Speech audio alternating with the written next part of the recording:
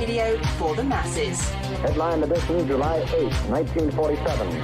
The Army Air Forces has announced that a flying disc has been found and is now in the possession of the Army. If the game is rigged, change the game. Game changer. I occasionally think how quickly our differences worldwide would vanish if we were facing an alien threat from outside this world. This is Fade to Black with your host, Jimmy Church, on the Game Changer Radio Network and KGRA, the Global Radio Alliance. I need your help to get to the year 1985. You're listening to Fade to Black with Jimmy Church on the Game Changer Network. Good evening. All right, Fade to Black.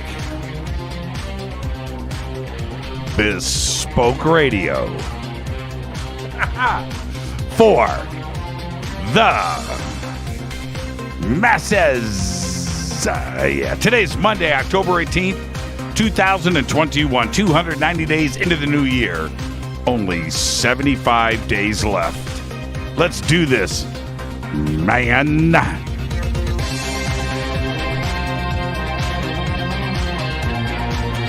We are live from a bunker somewhere in the middle of nowhere.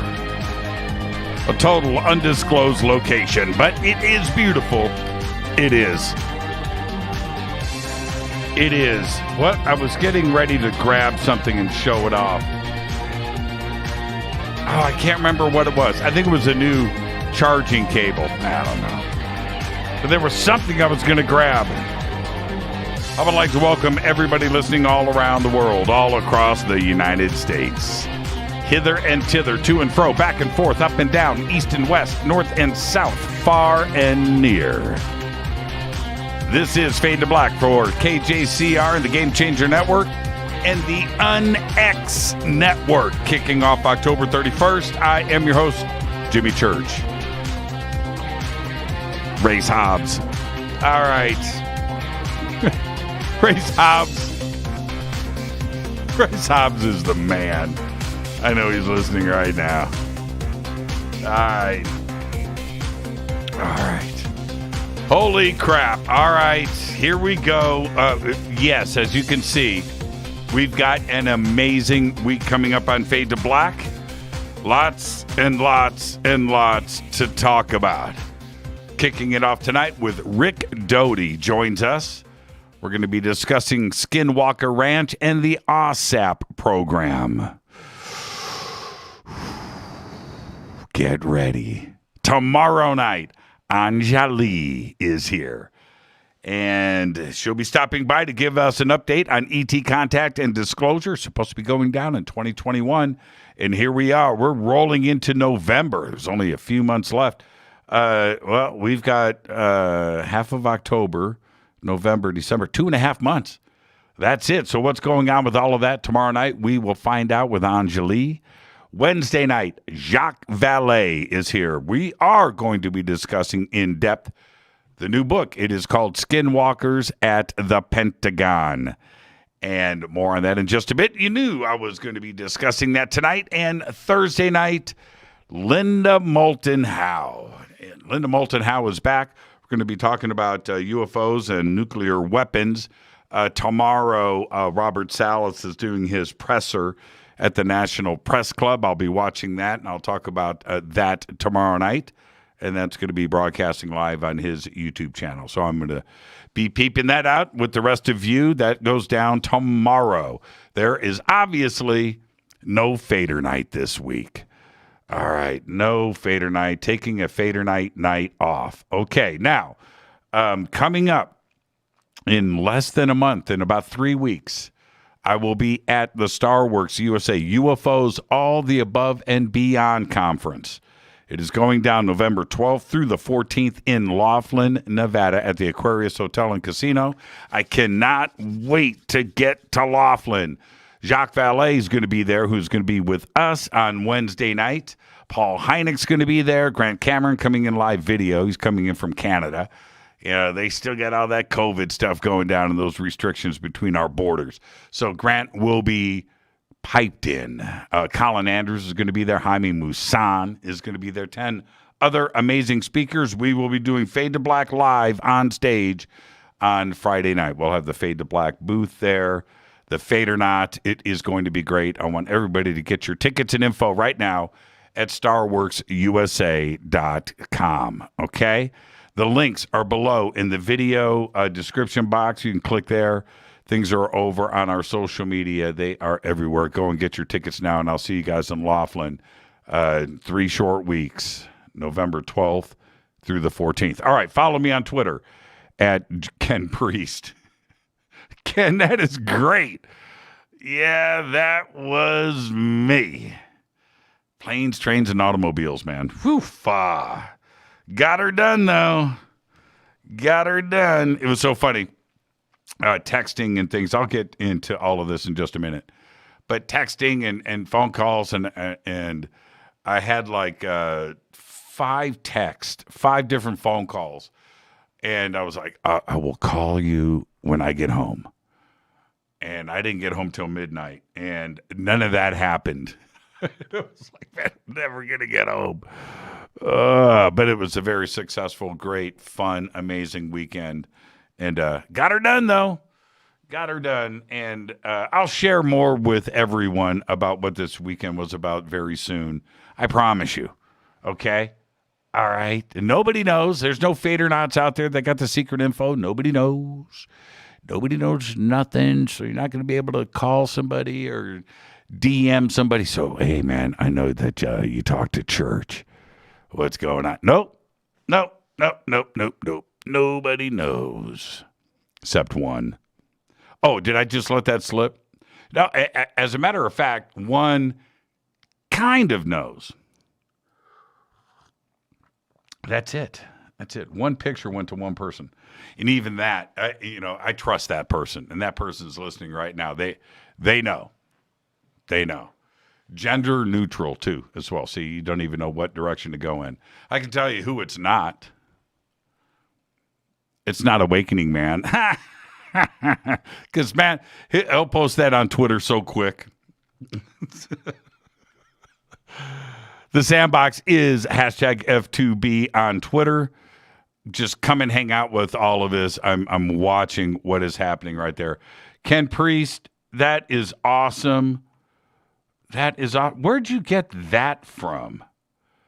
I mean, and who is that dancing next to the train? Is that somebody we should know? It's cool though. Oh man. For you from Kara, Jimmy. All right, I will check it out. And I will get to that. All right. Hashtag F2B on Twitter. Hello to everybody watching, listening all around the world. Okay. All right. Breaking news. Archaeologists recently discovered the remains of a 3.3-foot-long sea scorpion that prowled the seas of what is now China some 435 million years ago. The fearsome beast lived during the Silurian period between approximately 443 million and 419 million years ago. At this time, the scorpions would have been the apex predators in their underwater stalking grounds. Yes, it's exactly what you are thinking. A 3-foot scorpion. Go check out the pictures. Well, it happened yesterday. This always makes me nervous. A bus-sized asteroid made a harmless close pass by our planet yesterday, October 17th. Asteroid 2021 TG14 passed by Earth at a distance of just 155,000 miles. That's about halfway between the Earth and the moon. The moon orbits at a distance of 239,000 miles, a bus-sized asteroid. And no announcement beforehand, which means they didn't know. Makes me nervous. Well, you remember those hippos, Pablo Escobar? Well, a group of hippos, an unwanted legacy of Pablo Escobar, are being sterilized Escobar, who was shot dead by police back in 1993, illegally imported exotic animals, including a male and female hippo, dubbed the cocaine hippos. I knew a few of those back in the 80s on the Sunset Strip, but that's a whole nother show. Since then, a growing population has been taken over the countryside near his former ranch called Hacienda Napoli. The Colombian government has so far sterilized 24 of more than 80 hippos that are on the loose. With no natural predators in South America, the hippos are multiplying, and they are the largest herd outside of Africa. Now, the Ocean Cleanup, which has been developing a system, that's the name of the company, the Ocean Cleanup, has been developing a system to help clean up the Great Pacific Garbage Patch.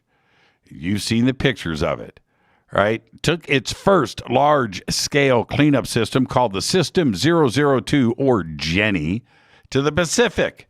They conducted a series of tests over the course of the last 12 weeks, each consisting of the system being taken offshore to safely gather plastic from the ocean.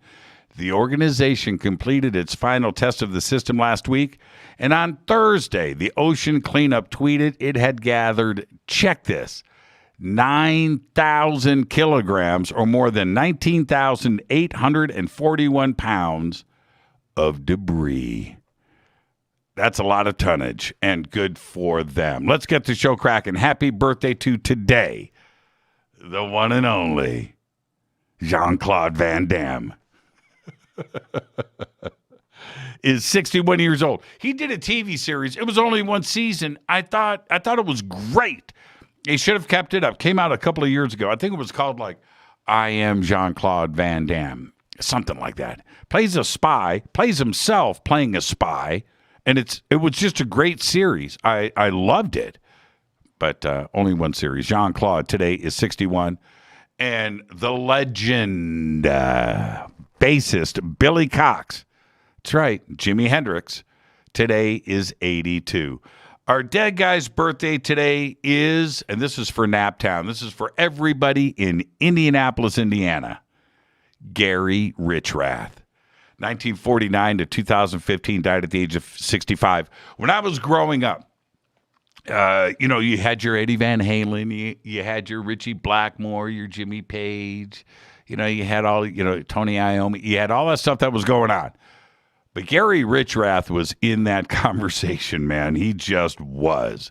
Gary was the lead guitarist and songwriter for REO Speedwagon from 1970 until 1989. Gary played on all of their greatest albums and hits, including one of the greatest live albums of all time. Right up there with like Foghat Live, Frampton Comes Alive, right up there. Live, you get what you play for. REO Speedwagon's live album. Riding the Storm Out on that. You can tune a piano, but you can't tune a fish. Remember that? And how about High Infidelity with all of those romance ballads? Well, Gary died on September 13th, 2015, after he went to the hospital for stomach pains. There were complications, and he just didn't make it back home. Unbelievable. Happy birthday, Gary Richrath. There are people right now in Indianapolis like, Gary, that's right. Church has got that right, Gary Richrath. Man, he had that vibrato, man, that fanning. Wah. The Les Paul, the cherry sunburst Les Paul, the flowing locks, the grace. Gary Richrath. On this day in history, OTD, 1867. The United States formally takes possession of Alaska. That's right. Oh, man, I got my phone is not muted. It's muted now. Alaska, after purchasing the territory from Russia for $7.2 million, or less than 2 cents an acre. Yeah, man, can you imagine if Russia didn't, if that was Russia up there right now? Fader fact. All right, here you go. All right, now listen to me. Listen to me close. All right, I'm not going to stutter. This is unbelievable, at least to me. Italy, France, and Brazil, right? Italian coffee, French pressed, French roast, right? Italy, espresso, Brazil, home of the coffee bean, right? Italy, France, and Brazil are not in the top 10 highest consumers of coffee. You would think it'd be 1, 2, 3, right? They are not in the top 10. Who's number one? Who's number one in consumers of coffee in the world? Finland. I'm going to leave that right there. I'm just going to drop that on the table and leave that right there. Tonight, very special guest, Rick Doty joins us. We're going to talk about Skinwalker Ranch and the AAWSAP program. Is it disinformation? Get ready. Tomorrow night, Anjali is back.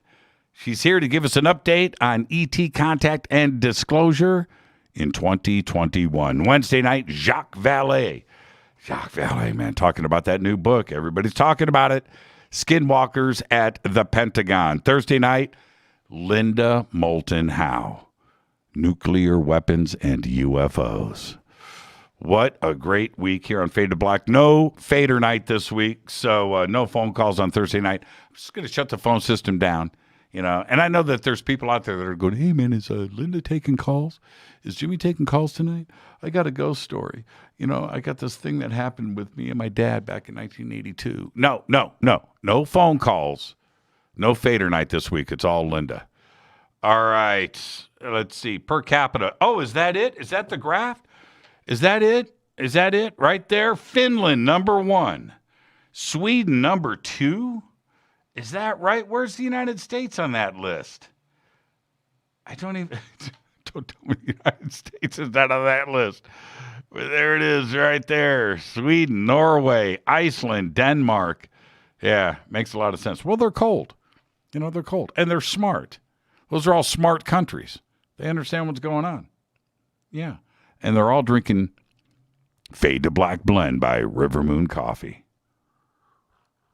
You know, one of the things about being on a road trip is what's going on here? iCloud. Man, okay, all right.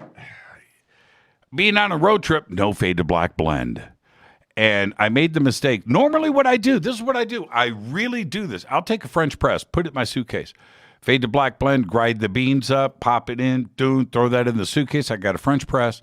I've got the coffee. I know that I get to a hotel room, they're going to have a coffee maker. You just heat up the coffee, then pour that, or heat up the water, and then pour that in the French press. You got coffee in the morning. I didn't do it. My fault. I was racing home last night. Fade to Black Blend. Fade to Black Blend. Yeah. rivermoonwellness.com. Go. All the links are there at jimmychurchradio.com. All right.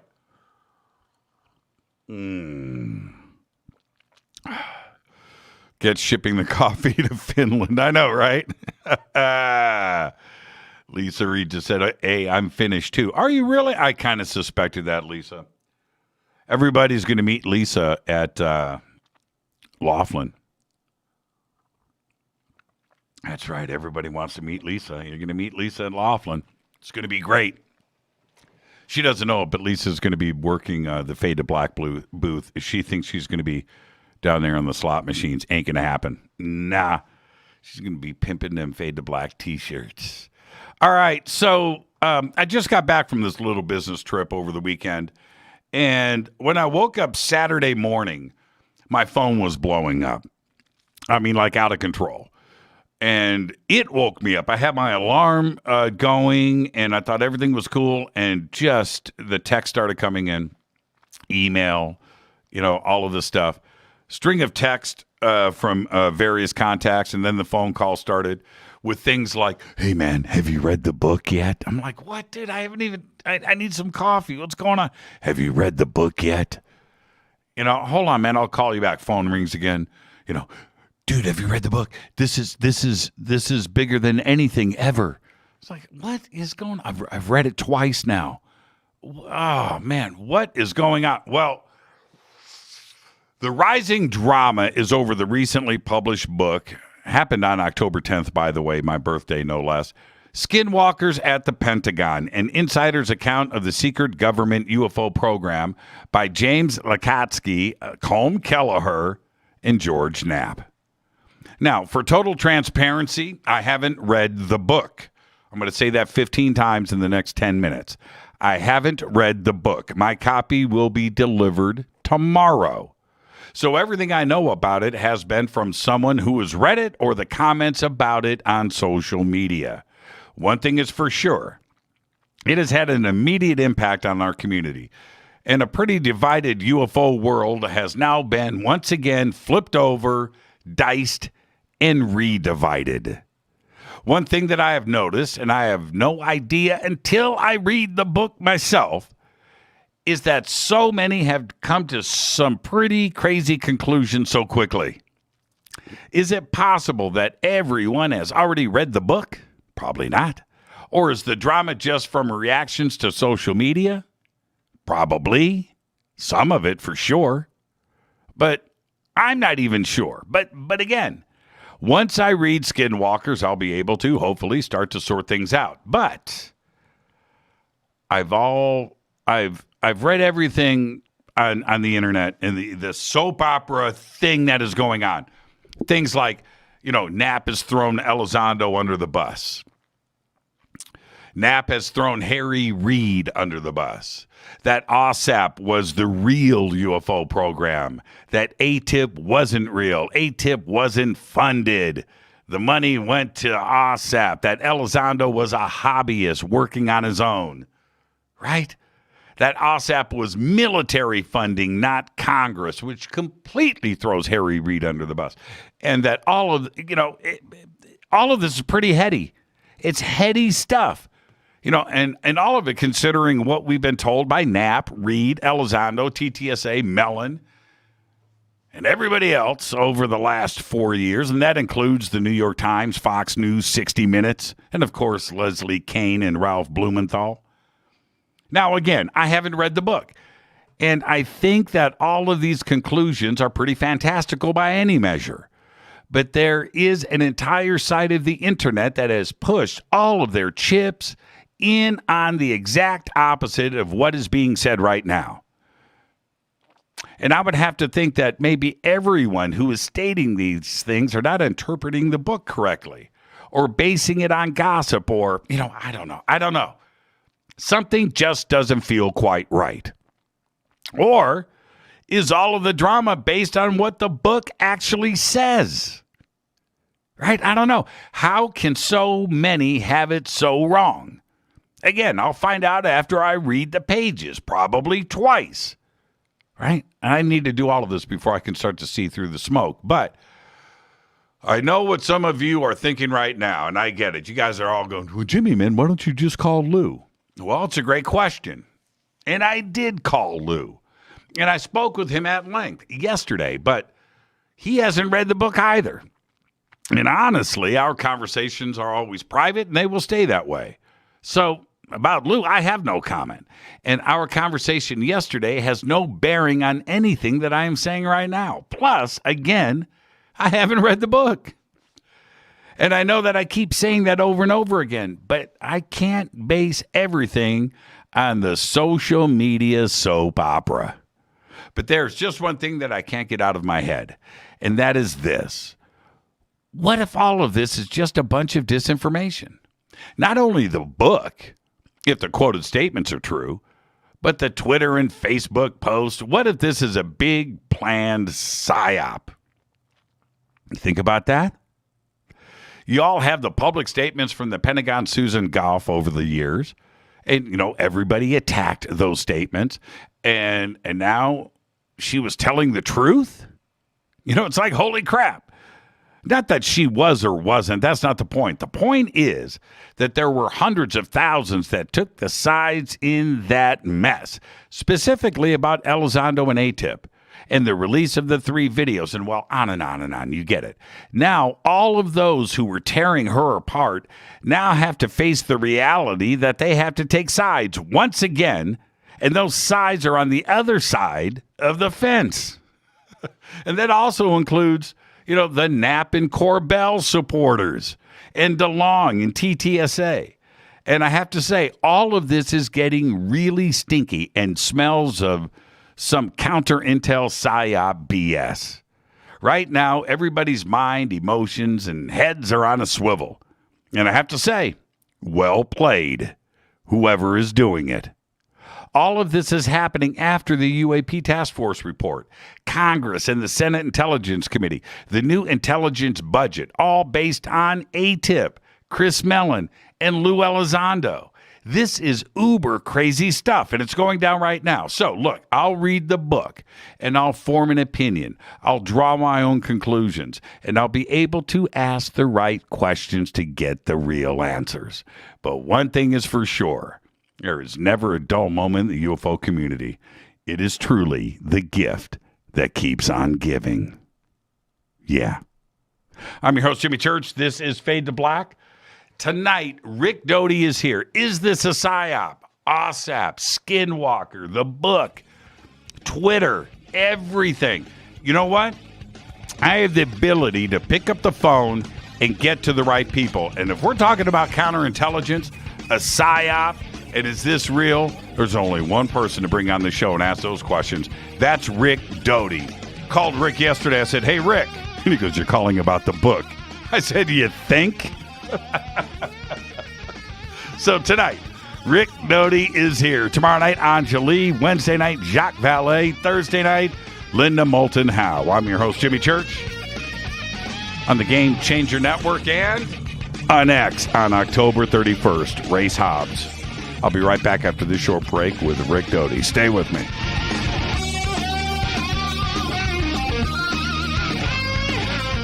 This is Nicole Church, daughter of you-know-who, and you're listening to Fade to Black on JimmyChurchRadio.com and the Game Changer Network. You're listening to Jimmy Church, Fade to Black.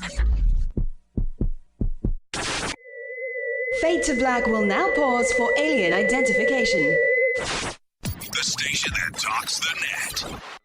Introducing the Game Changer blend from Rivermoon Coffee that delivers a customized blend made specifically for the Fadernauts. If the game is rigged, change the game. It's a bolder cup with some bite. Game Changer is the coffee of choice for those that prefer an organic dark roast that is slightly lighter and milder, but it's still dark. With wild notes of pecans and chocolate with a rich, balanced, full-bodied cup that is roasted to perfection for a great coffee to start your day, as an after-dinner coffee or anywhere in between. Artisan, small batch roasted to perfection. USDA certified organic, all Rivermoon coffee is freshly roasted and packaged in the USA. Just go to rivermooncoffee.com or click on the banners over on our site and use the promo code F2B Blend for 15% off of your order today. rivermooncoffee.com. This is the only way forward. This is Fade to Black. Make contact. This is Jimmy Church of Fade to Black, and you can get our podcast for just $2 per month. All you have to do is click on the podcast banner over at jimmychurchradio.com. Hi, folks. It's troubling times, and fear is pushing emotions, which in turn pushes health the wrong direction. Do you ever get an ache because life is uneasy? Try Life Change Tea at getthetea.com. Life Change Tea works on your digestive tract, helping to move food through quicker and comfortably so your health is spot on. Life Change Tea may not help with world issues, but it will help with your digestive issues. A glass a day helps keep the intruders away. So, change your life today. Log on to getthetea.com. That's getthetea.com. If your health game is off, get on by ordering Life Change Tea. Getthetea.com. And while you're on our site, look around at the great non-GMO organic supplements. And if you're a sales shopper, go to our specials page and see what's for you. I've been drinking the tea for 12 years and I'm sure glad for its health benefits. Again, that's getthetea.com. Getthetea.com. The tea that makes you go. Fadernauts, when you think about the future of our country and where we're headed, do you wonder about the food supply? I do. Disruptions in the food supply chain could be disastrous, and they usually occur with little warning. That's why the smartest thing you can do today is to stockpile emergency food, water, and other essentials. I personally recommend My Patriot Supply. They're the nation's largest emergency preparedness company, serving millions of customers for more than a decade. In fact, they're the only source my family trusts for our preparedness plan. You should too. Right now, save 20% off a full 4-week supply of delicious meals that provide 2,000 calories a day. Saving 20% helps too, doesn't it? Especially now. So go to preparewithjimmy.com and get ready. That's preparewithjimmy.com. There's no time to lose. Do it now. 9 out of 10 geneticists agree. Fade to Black is not your father's radio show on the Game Changer Radio Network. Hi, this is Rob Reiner from Anvil, and you're listening to JimmyChurchRadio.com. What's up? I'm Chris. What up? This is Kyle Matthew. You're listening to Jimmy Church Radio.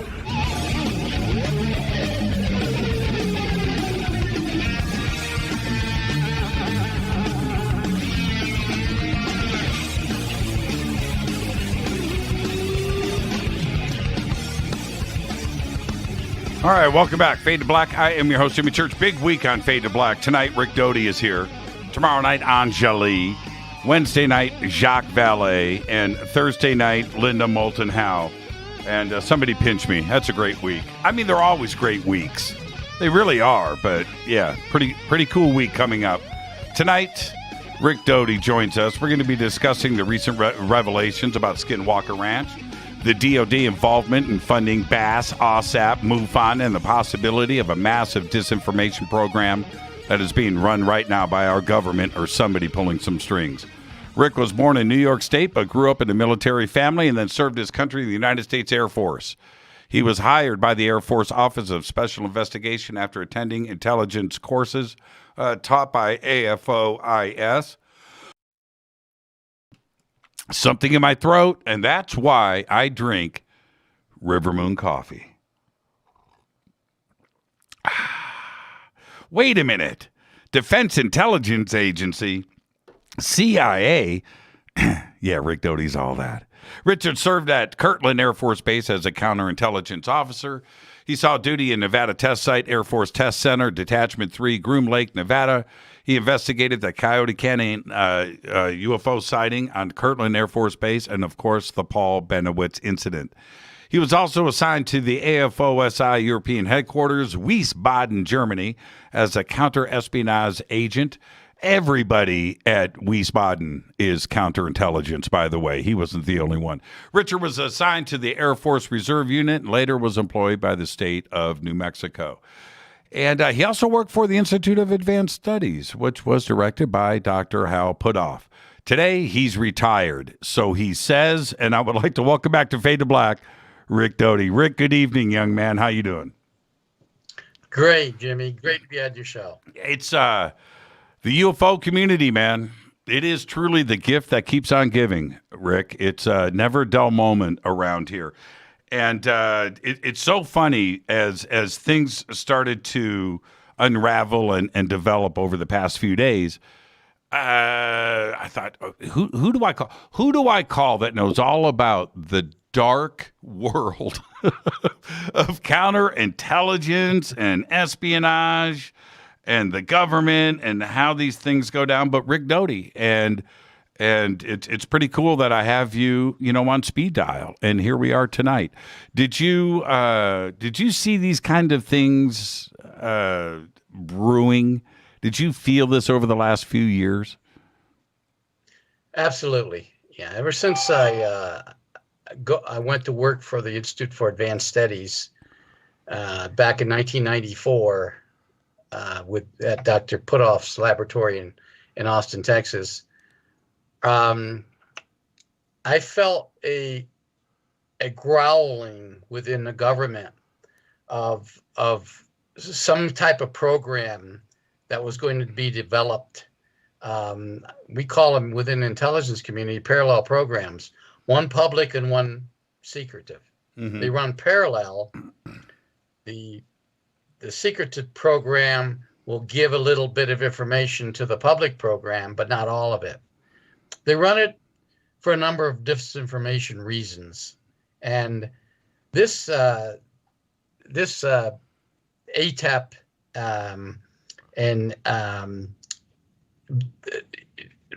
program that was run within the Pentagon sometime around 2012 or so, I felt that when it became public, although some of us knew about it before, when it became public, I felt that there was a secretive program that was about to be branched into the public sector, and that's exactly what happened. Now, okay, let's for transparency, you have the book Skinwalkers at the Pentagon. Yes. And I do. Have you finished the book? No, I have not. Okay. I've gone through 3 chapters, and then I've leafed through and read certain parts of the book, but no, I haven't finished it yet. Now, we're going to get to all of that, what you have read, but you have also, I'm certain that you've seen the dust up that is social media right now. You've been following that. Oh, absolutely. I've gotten literally hundreds of emails from people, Twitter, Facebook messages regarding the book, and people's analysis of the book, what they think of the book, and what they think of. Some of the people have read the whole book, and they have more of an analytical opinion of it than I do, because I haven't read the whole book. But they have a lot. There's a lot of opinions out there, and there's a lot of big question marks about the book. One of the phone calls that I got, I mean, it was out of the gate. Knapp threw Elizondo under the bus. And my reaction, he did not. Oh, yes, he did. He did not. There's no way. You're reading it wrong. No, I'm telling you. And I just find, I find all of this very... Fantastical's the wrong word, because that means you're a fan of something, but the derivative of that is unbelievable, right? It's almost unbelievable. But you've read some of these statements, right? That Knapp has thrown Elizondo under the bus. You've seen this repeatedly, right? Yes, and Harry Reid and others. Yes, I have. Can everybody be reading this the wrong way? I mean, how does everybody just come to the wrong conclusion, or are they right? I think time will tell, but I think they've leaped from one platform to another without a lot of analysis. Well, let me put it this way: I don't know Lou Elizondo. I've read a lot about him. I had a chance to meet him. He was in another room, and I didn't. I actually have met Harry Reid. I know George Knapp very, very well. There's a lot of conjecture that people are telling me, because I haven't read the entire book, but there's a lot of conjecture that people are telling me about the book. And there's a person that just sent me an email not 20 minutes ago, 30 minutes ago, that says exactly the same thing you said, is you read this book, you're going to find out that the authors threw Lou under the bus. And this is why I feel that this is important. There is so many moving parts to this story. And it is, of course, the statements that Harry Reid has made about ATIP and Lou Elizondo, and, of course, the now famous letter that Harry Reid wrote for Lou Elizondo. There's that, and I think that was probably distributed by George Knapp. And you have everything that Susan Gough of the Pentagon and all of her statements that were contradicting Lou's statements and Knapp's statements and TTSA's about ATIP and what Lou did or didn't do for the program, and the blow up that had in social media, and of course the funding that came from Congress that was pushed through by Harry Reid. And the book seems to contradict all of this, but this is what we have been fed over the years. And now, is Susan Gough, was she correct now? And all of the supporters, and this is where the disinformation part comes at me right in my face. All of those supporters that were on one side are now forced into flipping, right? They have to flip-flop now. And if you're new to this community, you may not be used to doing that. And that's so many moving parts. Well, if I was going to run a disinformation or a counterintelligence program, this would have been a pretty good one to run, with exception of the ending. I think that if you look really carefully, and especially people from within the government or within the inside, right? I used to be in the inside, and a lot of people still say I still work for the government, but the intelligence officers I spoke to that are looking from the inside out are saying exactly the same thing that you're saying. Why is the government saying one thing one day and turn around the next day and says something else, and then the third day provide information, which may be disinformation, to an author to write a book about something that we don't know that's whether it's factual or whether it's disinformation. So you put an enigma within this thing, within a different disinformation campaign, and it confuses the public. And I don't know if that's what they were trying to do on this, but there's a lot of parts in this that just doesn't fit. And you named them right there. Yeah, absolutely. And that's just the tip of the iceberg. If we start to unravel this and just go piece for piece in a linear sense through the dating of all of this, it is a flip-flop on a flip-flop on a flip-flop. And now most of the community, if you're following this or if you're a media outlet, your head's on a swivel. You don't know now what was the truth and what wasn't.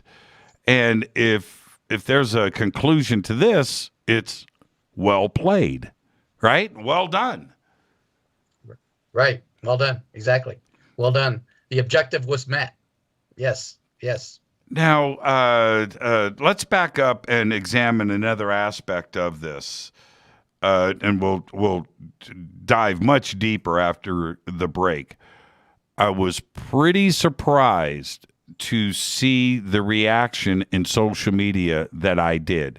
Not only those that are creating the post, right, on one side or the other, but the reactions underneath that. I don't know who's posting and if they are even real, right? Could this all be part of a disinformation campaign to just stoke the coals in this fire? Very, very, very possible. Yes, that's a good way. Back in my days, we didn't have a social media, but nowadays it's very easy to spread disinformation just by one person or one website, because people will grasp onto that and they'll make their own opinion and post their own opinion on that website or that social media, and then other people will jump on that, piggyback on it, and before a day is out, there's 1,000 different opinions being spread around social media. The speed of the way that this got launched, because there wasn't a whole lot of publicity behind this book. It was launched on October 10th. It happened to be my birthday, by the way. So I was pretty busy on that Saturday and Sunday last weekend. But that being said, in a week, look at what has happened. It seems to be a pretty effective. Everybody's buying this book now. I guarantee you that everybody jumped on Amazon over the weekend, and certainly probably during this broadcast, and are ordering the book now. Pretty astonishing. Yes, I agree. It's going to be a bestseller in no time, and I'm just interested to see what others, just a layperson that's interested in the subject but don't know a lot about it, that they buy this book and they read into it. What's their opinion of the phenomena will be after they read the book? Now, let's jump back for a second, and if we go back and examine BAASS and Bigelow and AAWSAP and the genesis of all of that, what is very interesting here, let's not lose sight of this, is J.J. Abrams just did that 4-part series UFO on Showtime. And in episode 3, I believe it was episode 3, they specifically, the director of MUFON at that time, I'll think of his name here in a second. You may remember he was only there for like a year and a half, right before Jan Harzan was brought in. But he said he goes out to a meeting. This is when Bigelow wants to invest into MUFON, right? Felt a little spooky. Right. And he goes out to Bigelow and meets with everybody from BAASS. I believe Hal Puthoff was there. And some others, but he said that there were some military types there. Again, I'm paraphrasing. I'm not quoting directly, but one of the things that he did say in this documentary, which is astonishing considering this book is out now, saying basically what he said, and I think a lot of people were taken aback by his statements. He said he went right at Robert Bigelow and said, "Hey, where's this money coming from? Who's your secret investor? Is this military money that's going to be coming in? What's going on? What's funding BAASS? How is this?" And Bigelow denied military money. In fact, he never really said where the money was coming from.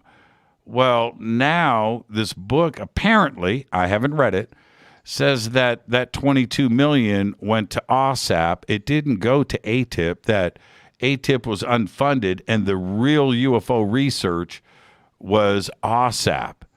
And that was basically what was said in episode 3 that nobody really bought into. It was too sensational. And here we have this book coming out, again, in direct contrast to everything that we have been told over the last 3 or 4 years. Yes. Well, let me go back a little bit. In 1994, when I was hired by Dr. Puthoff at the Institute for Advanced Studies in Austin, he had a number of contracts and a number of things that Hal was doing. But Hal was in, I'm not going to give a lot of proprietary information away, but Hal was in contacts with Robert Bigelow back then. And I was hired as a field investigator for Dr. Puthoff. I worked directly for Dr. Puthoff. I didn't work for any of the other scientists in the laboratory. But Hal also had what I can say, a DARPA contract. Now, for people out there who don't know what DARPA is the Defense Advanced Research Project Agency. It's a government agency that handles all high-level, highly classified projects for the Department of Defense. DARPA doesn't do anything itself. They go out and contract other laboratories or other entities to do the work for him. And one of the contracts that Hal had was through DARPA. My job was to go out in the field. I traveled all over the world, gathered information, gathered intelligence for Dr. Puthoff, bring it back, let them analyze it in the laboratories. One of the things we did was we went to Skinwalker Ranch back in the 90s.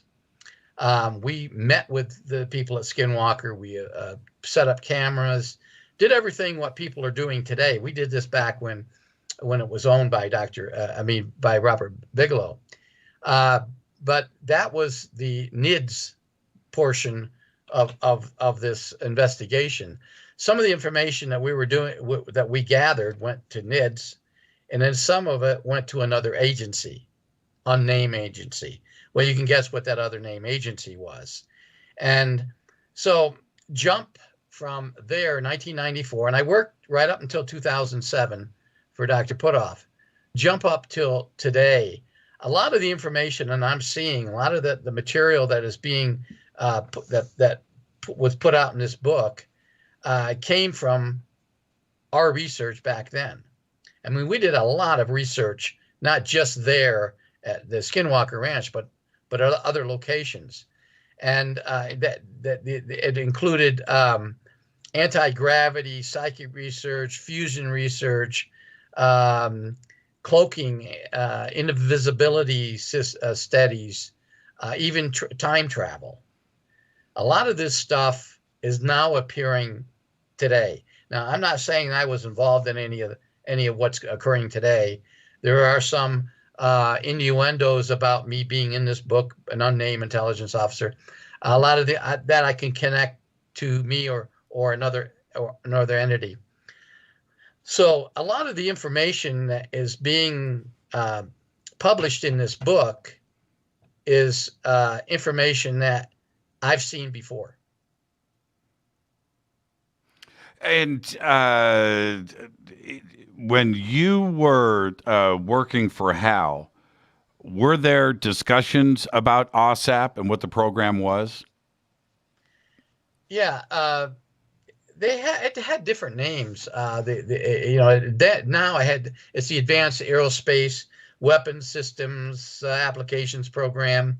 At one time, it was the Advanced Aerospace Dynamics something program.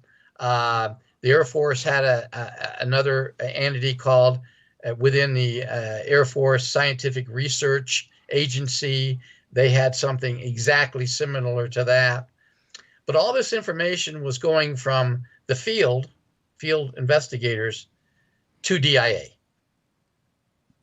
The other part of this is the UFO connection to AAWSAP.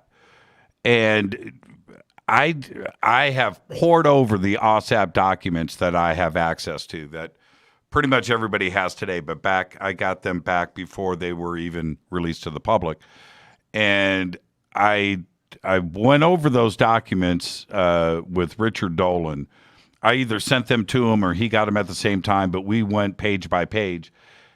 And there wasn't anything UFO related in any of that. And now Richard said, well, it depends on how you want to read this. Well, I said, I'm looking for the words ET or UFO or anything like that. There wasn't anything in AAWSAP about that. Now, this book is saying that AAWSAP was all about the UFO program. Do you remember that when you were working with Dr. Puthoff? Yes, there was parts of it. There was I think 6 different parts of the Advanced Aerospace Weapons Systems application program, and 4 of the parts that you probably read were all unclassified. Then there was 2 that was classified. One that was classified just secret, with I think I'm not sure it had a caveat or not. But the last part, the 6 was top secret with a special access program. You had to have a special security clearance. That one, not the other 5. Even the secret program didn't mention much about UFOs. But the 5th one talked about other exotic technologies such as time travel, invisibility cloaking, techniques used, scientific formulas for that. The 6th and final one, that's the bingo one. That's when you read it and say, bingo, everything's in this. It had a number of different chapters pertaining to ET technology, reverse engineering of ET technologies, investigations of crash retrieval objects. And it wasn't just the United States. It was all over the world.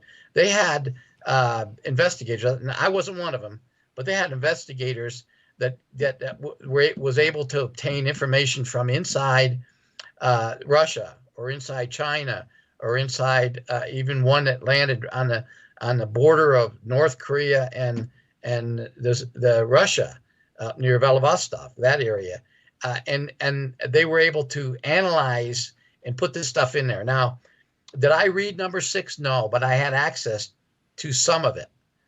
So a lot of this, what you're seeing today, is only dealing with what's available in open sources in the public domain.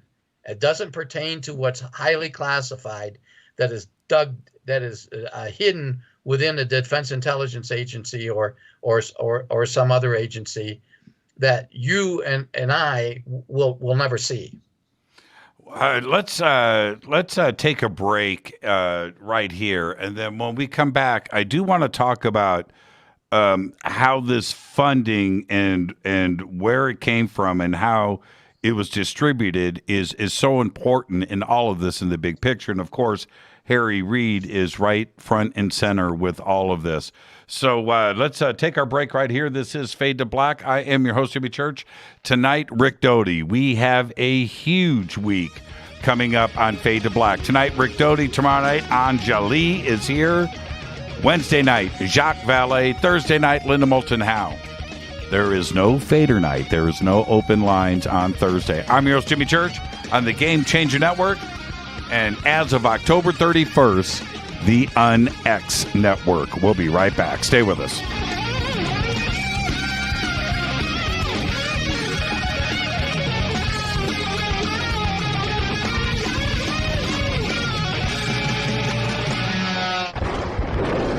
This is Fade to Black with Jimmy Church on the Game Changer Radio Network. This is Billy Carson with ForbiddenKnowledge.tv. Forbidden Knowledge TV has just reached its 1-year anniversary. That's right, 1 year. And as a show of appreciation, we are giving all new subscribers a free 30-day trial of ForbiddenKnowledge.tv. That's 30 days to binge watch thousands of movies, documentaries, conferences, workshops, lectures, yoga classes, meditation courses, and so much more. So log on to ForbiddenKnowledge.tv from your computer or mobile device, or get the Forbidden Knowledge TV app on Apple TV, Roku, Amazon, iTunes, or Google Play today, and use coupon code 30daysfree. That's coupon code 30daysfree on ForbiddenKnowledge.tv today. Because you never got that pony you always wanted. Damn it.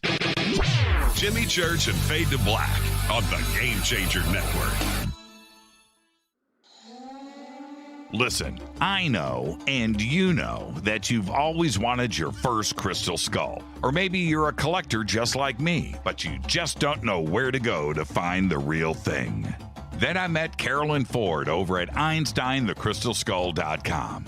Carolyn is the guardian of Einstein, one of the most respected ancient crystal skulls in the world. All of her unique skulls have been imprinted sitting with Einstein in his sacred lodge and are carved from the finest gemstone and materials. Imprinting is the process of receiving the ancient wisdom from the master skull or master computer, Einstein, the ancient crystal skull.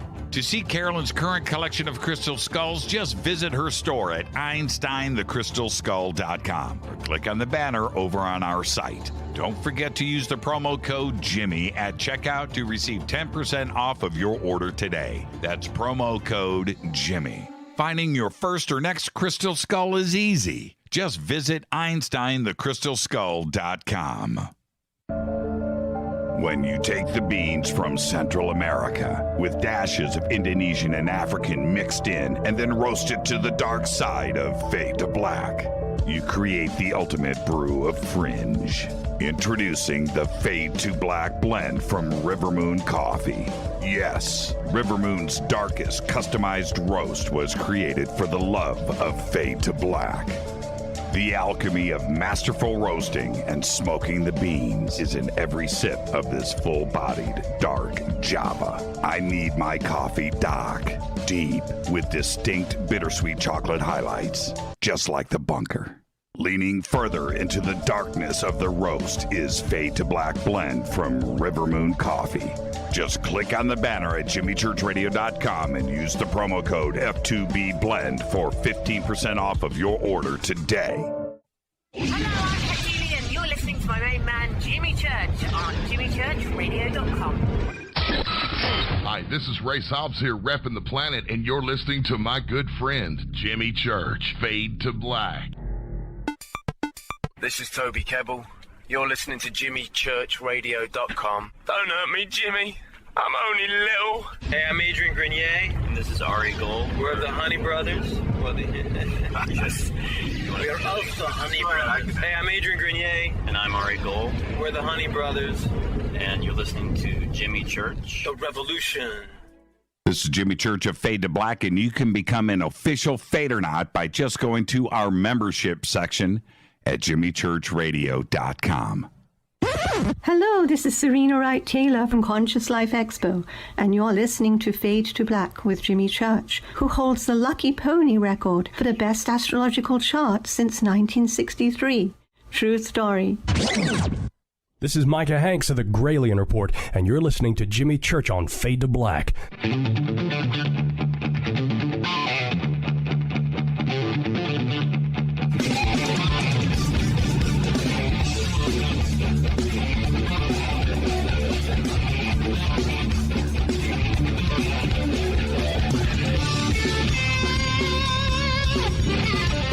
Welcome back, Fade to Black. I am your host, Jimmy Church. Tonight, Rick Doty is here. We're talking about, well, this new book. Lots of stuff. I haven't read it yet. I'm trying to figure all of this out. I'm not paying too much attention to the social media drama, but what if it's all true? Very interesting. Our guest tonight, Rick Doty, discussing all of this. If there's somebody that understands disinformation, man, you know what? You're never going to escape it, Rick. Never. I know. Never. And it's always going to be there. I got to say, you're a better man than I to stand up and face things that you have over the years. But that's another show for another time. I want to address this funding. This funding, if it wasn't congressional, if it wasn't Harry Reid and his Senate buddies that pushed this through to get this congressional money over, this $22 million, and it turned out to be funding directly from the military, why is that important? Well, it's important because, number one, the government can hide money a number of ways within the appropriations. Congress appropriates the money for the different agencies within the government. The Congress appropriates money for the Department of Defense. It can be in one or two ways. It can be open source, so to speak, or open to the public, amounts of money, where it goes. There'll be line items within the budget saying, $50 million has to go to the F-22 projects. A program, and so forth and so on. But within the government, there is covert operations and covert appropriations of money, black projects. And within that black project, within that covert appropriations, this is when you get into the enigma within an enigma, because the money isn't designated in a appropriations of where it goes. For instance, the last appropriations, and I did a little show on this some years ago.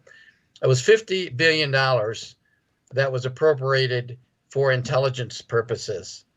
It was in a black project, and all it said in the line item, we actually got the budget, except of course for the classified portion of it, which had 50 so much. It was broken down, and the 50 billion was broken down. And there's so much for the DOD, so much for other agencies. They're not saying CIA, DARPA, or any of the other agencies, other alphabet agencies. And so once that money is appropriated, it goes to an agency, say for instance DIA. DIA gives it to DARPA. Now that money is gone, so to speak. You and I can't go in there. Even the GAO, the government accounting office can't go in and audit. There's restrictions on what they can audit, because what they would say is, if you disclose the amount of money that is being spent on a particular project, that would endanger national security. And in some cases, maybe that's true, but other cases, it's just a way to hide the money for these programs that you're talking about now, ATIP. Now, maybe Senator Reid, and I really like Senator Reid. I met him before. He's a great guy, great representative for the state of Nevada. He was really interested in this subject in all facets of it. But he's part of an entity within the government, in the Senate. He was the majority leader for a number of years. He could request money be put into a particular project, but he loses track of it after that. He can't go in and say, okay, what happened to my $22 million? Where did it go? Well, it went into this black project, and from there, you might not be cleared for it. You have to, now within the government, remember, just because you have a security clearance doesn't mean you have a need to know. And so I think that money came from a black project, but not necessarily ATEP. I think it could have been any other, and this is my opinion. I don't know anything factual.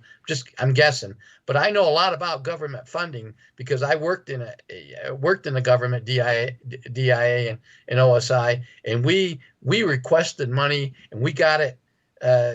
We went in and requested $10 million, and we got $10 million 2 hours later. Where did it come from? It came from this kitty. We used to call it the God's kitty. Nobody knew where it came from. It was just God's kitty. And we also had money, going back a little bit, that we had appropriations of money in a certain, what we call a fund site, a numbered account. That money never ran out. We could never spend it all. No matter what we spent, we always still had money there. That's just an example how the government works, how the money within the DOD, and I don't even talk about the DOD right now, how their money works. So I'm thinking that this money was, in fact, some type of appropriations, but I believe it was probably military because they get the bulk of the money. Now, the other part of this, if these statements are true with the book, I have to, for clarity, I haven't read it, but could Lou Elizondo suddenly be the fall guy? And he's probably listening right now, but it seems like this is kind of leading up to something like this. And that I'm going back to the statements by Susan Goff, and Lou having to lawyer up with Daniel Sheehan, get this IG investigation going. Lou's emails are missing. The statements are contradictory from Lou. Everything was countered by the Department of Defense and the Pentagon and Susan Goff. And it felt then that Lou was being made out to be the fall guy here. And then we have this where ATIP had no funding. There was no funding there. So how did ATIP do any investigations without any funding unless everybody was working pro bono? Well, I don't think anybody was working pro bono. I think the money came from somewhere. It came from some entity, some funding site somewhere within the government. I don't think Lou, I don't know Lou, but I find it difficult to see how they can throw him under the bus. He was doing his job. There's so many people that I know that still work within the government, including two relatives that knew him. One of them, one relative knew him and knew where he worked in the Pentagon, and would say, yeah, Lou's doing what he's supposed to do. He comes out now. He's no longer working for the government, and he tells his story. I believe him. I believe what he's saying.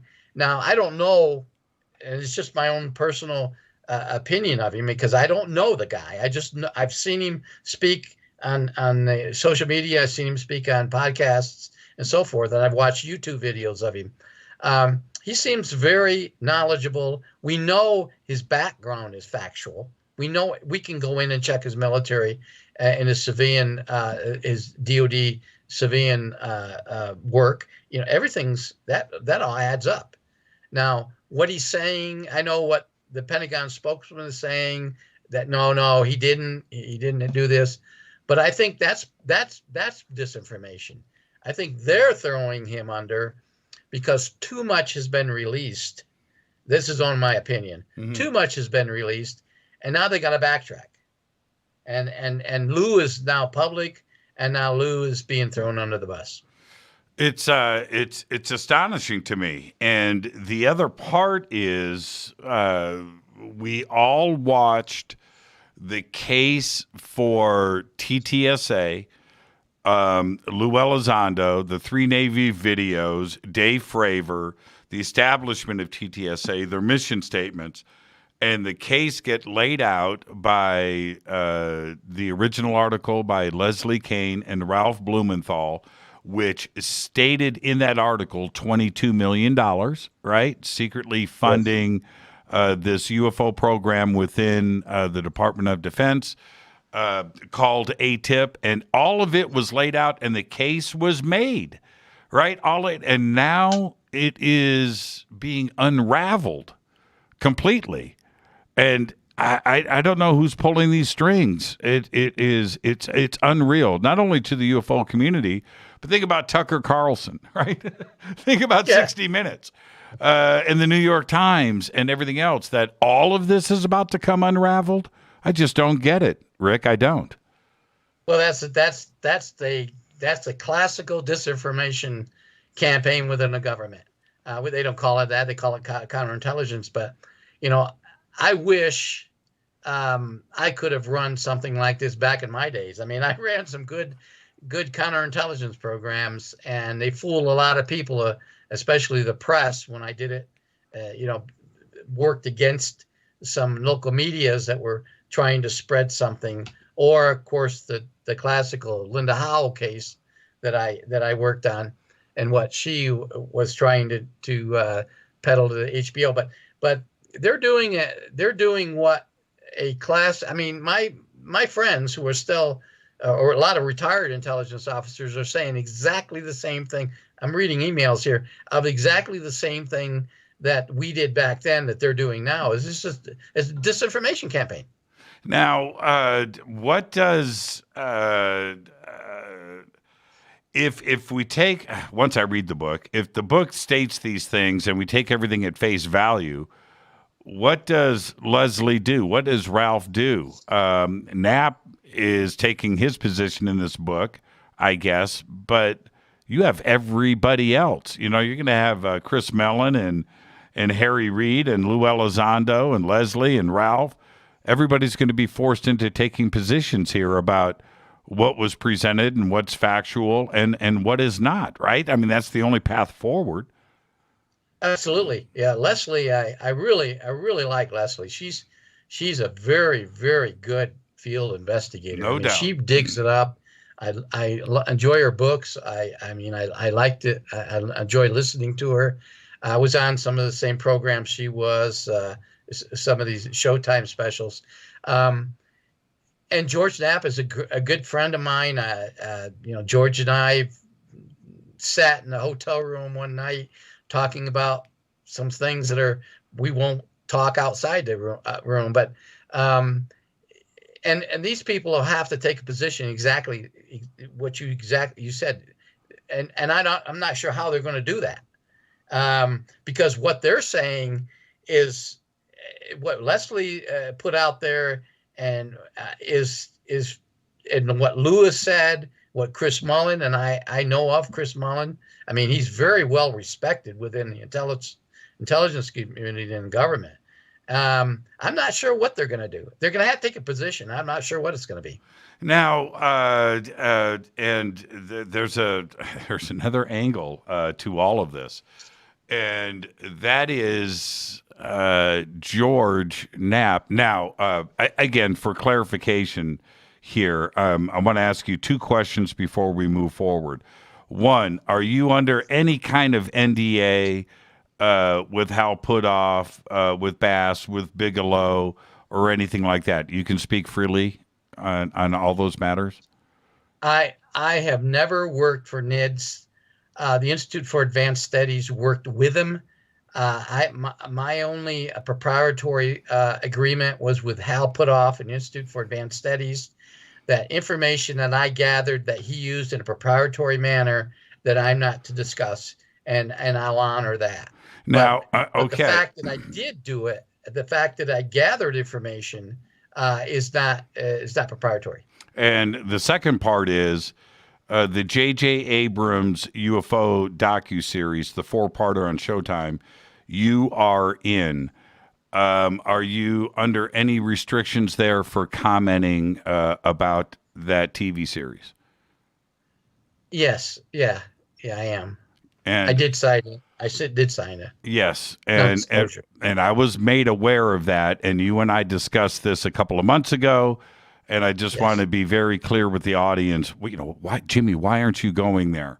Well, okay, so I'm not going to speak directly, but I will make a comment, and that is George Knapp in that documentary appeared to, and I don't know if it was clever editing on Showtime's part and J.J. Abrams, I think it was Bad Robot. I could be wrong.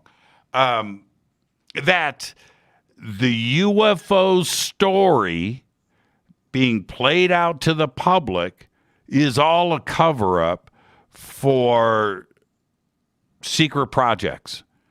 And George, in this section of episode 3, certainly alludes to this, which is in direct contrast of George and the UFO position and the things that he has brought to us as a hero for many, many, many years, decades. And I thought to myself, does George know that they've edited this way to give this appearance? But also, J.J. Abrams, in the last 2 episodes, certainly took that swing in the TV series. And now we have this today. Could the UFO enigma, you've said it 5 times in the show, I'll say it again, could our government, the Air Force and the Navy and the Department of Defense, take advantage of the UFO question as a cover-up to military projects? Yes, and they have. I've worked on projects in my career, my intelligence career, where we disinformed somebody because of wanting them to believe it was a UFO, but in actuality it was some highly classified aerial project that we were working on, such as a drone program back in the 80s. That was highly classified. I mean, they were doing a lot of flying and experiments in New Mexico and other places using drones, and drones were just really new technology back then. And we were trying to convince people what they were seeing with UFOs. Yes, it's possible, but there's a lot of parts of this that wouldn't work, because one particular instance or incident, if somebody saw something and now we're going to try to convince somebody that it's UFOs, but in actuality it was some kind of a secret project such as Tic Tac, I don't think it would work. I think there's too many people within the government would not buy that. I think in some cases, yes. Overall speaking, no. Isolated incidents, yes. And Tic Tac is a clearly example of something that is really out of this world. I mean, I've talked to Kevin Day about this. I mean, I really admire that guy. Great service to his country, where he was, what he did, what he saw. He's an expert in viewing a scope and determining what's on there. Now, you can't come in, some layperson can't come in and say, well, Kevin, you weren't really seeing what you were seeing, or you didn't interpret it right. You can't do that. He's an expert. And that really upsets me when people do that. But like Tic Tac, how can that be explained? Pilots, trained pilots, probably the most credible observers that we have in the military, fighter pilots. I mean, they have to make split-second decisions on something that they're viewing. They're chasing things. Combat veterans, combat pilots who've fought in Desert Storm and other wars are now determining that what they are seeing isn't from this earth. Like I've listened to these, and I've sat down with one of the pilots and talked to him face to face at a UFO convention, and he told me, he said, I don't care what anybody says, that's not from this earth. So going back to your question, can the government disinform this entire question of UFOs? No. I think there's too many roads that they would run off into a ditch if they tried to do that. There's just too much information out there over the years that would discredit the government in doing that. So now the government has to go back, and what they do is what we refer to as open discredit somebody, or open disinform, meaning they'll just throw stuff out there. For instance, the Pentagon spokesman, what she said about Lou Elizondo. She'll just throw this stuff out there and let the public decide, rather than the government comes in and give you a final determination of what there should be or what you should believe. They'll just throw this information out there and let the government decide. It throws a lot of monkey wrenches into it, and it just creates an enigma within an enigma within a confused state for the public. And when we start to look at this in totality, with everything happening all at the same time, and I've said this so many times on this program, Rick, everything is happening at the same time. We have science, we have the media, we have the Senate Intelligence Committee, we have the UAP task force. Of course, we have the efforts of Lou Elizondo and Chris Mellon. We have the immense coverage that is going on. We have all of the television programming. TTSA was a big part of this. All of this is happening at the same time. And where we thought that we were taking all of these momentous, huge, giant steps forward, strides forward, it seems that it could go backwards now, that we may take a couple of big steps back. And is that ultimately what's happening? Because if we look at it in totality, it's being unraveled. Somebody has yanked on a piece of yarn, on the sweater. That's exactly what the government wants. They want it to unravel. They want they want to keep it so confusing that a lot of people, if you throw, for instance, there was a study done some years ago. It didn't have anything to do about UFOs, but it was a psychological study that was done by a university. I think it was Harvard or anyway, it was done back east. And what they did was they found 100 people, put them in a room. They kept them in this building for X number of days, I think 30 days. And they were throwing so much at them to try to change their opinion on different things. And all they're doing is visual and lectures. So at the end of this time period, I don't remember what it was, they bring these people out and they notice that their personality has changed. They notice that their perception has changed. The perception of the subjects matters that they were shown inside that living area changed. And it's just an example of what the government does to the public. And it's just, if you throw so much at the public and it confuses the public, a lot of people will just say, I'm going to hang up my belief in UFOs, or I'm going to hang up my beliefs in such and such. And I think that's what the government's trying to do. We're at a crossroads right now, as you say. We're at a crossroads right now. of this massive disclosure of the people within the government know the truth. We want to put it out there, and the government that is pushing up against that. And we have to proceed forward. I mean, a lot of people out there I know will say, "Oh, Doty's a disinformation person." No, I'm not. Not anymore. I used to be. I want this out there more than anybody else. And I wish I could go to Washington and at a news conference and tell them everything I know. There's a lot of things that you don't want to know. You know, that classical cliche of be careful what you ask for.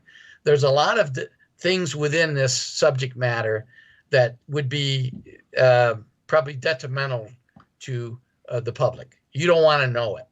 And I know people ask me, well, what wouldn't we want to know? Well, you want to know what Reagan knew and what some of the other presidents knew, the dangers that we're facing on Earth and so forth. Why not now, at this crossroads, bring this out and let the public know? The other part to this, and this is why I was asking what you could discuss about the past when it came to Bigelow, AAWSAP, NIDS, because Hal Puthoff, Kit Green, the crew. It's been the same actors in each stage of Robert Bigelow's UFO travels.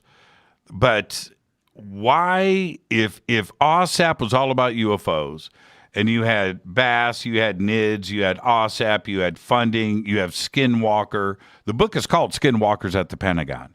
That if that is the case, why does Bigelow sell Skinwalker if it is the center of the known universe?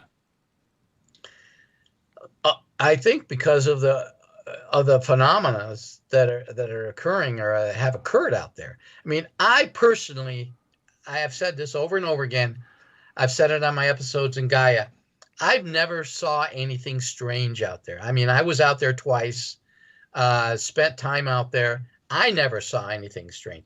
I saw remnants of what happened, such as this building had just caught fire by itself. I mean, according to people that told me this, I wasn't there at the time. The strange occurrences over this one ridge, these strange lights. Now, I did see the lights, but they didn't seem that strange to me. I think there was probably an explanation for that. I don't know. I mean, I'm not a scientist, but I'm just looking at that. So, but there were a lot of things out there. I believe everything George Knapp said. I mean, I've talked to many, many people. Some of the crew that was out there out of the Institute for Advanced Studies when I wasn't there, they would come back and say, all these things happened. Well, I believe these people because they were government, they were former government, they were scientists, and they couldn't explain it. When a phenomena happens, and you have 5 scientists observe it, and they go back and they try to figure out what they observed by looking at the film and scientific calculations, and they're baffled by it, then that's kind of scary. That's scary. Now, what's happening out there, what they got into out there, I have no idea. I mean, I just don't know. I'm not a scientist, like I said, and I'm as interested in that Skinwalker Ranch as anybody else is. And I think Robert Bigelow bought it back in the 90s because of the stories that were being that told to him, and the phenomena that was unexplained. Lay people were trying to explain something that only maybe a scientist could explain. So I think Robert Bigelow and NIDS started that, bought it, and tried to figure out what's out there. Now, maybe it is a portal. You know, a lot of people say it's a portal to the unknown. It's a portal to the UFOs. The aliens, the ETs have some kind of portal. Maybe that's possible. I don't know. Why sell it? That's the question. Let's take our break right here. This is Fade to Black. I'm your Jimmy Church tonight. Rick Doty talking about this book. It was released back on October 10th. It is called Skinwalkers at the Pentagon. Yeah, all right. Go to Amazon. Get your own copy. I'll have mine tomorrow. This is Fade to Black. I'm your host, Jimmy Church. We'll be right back.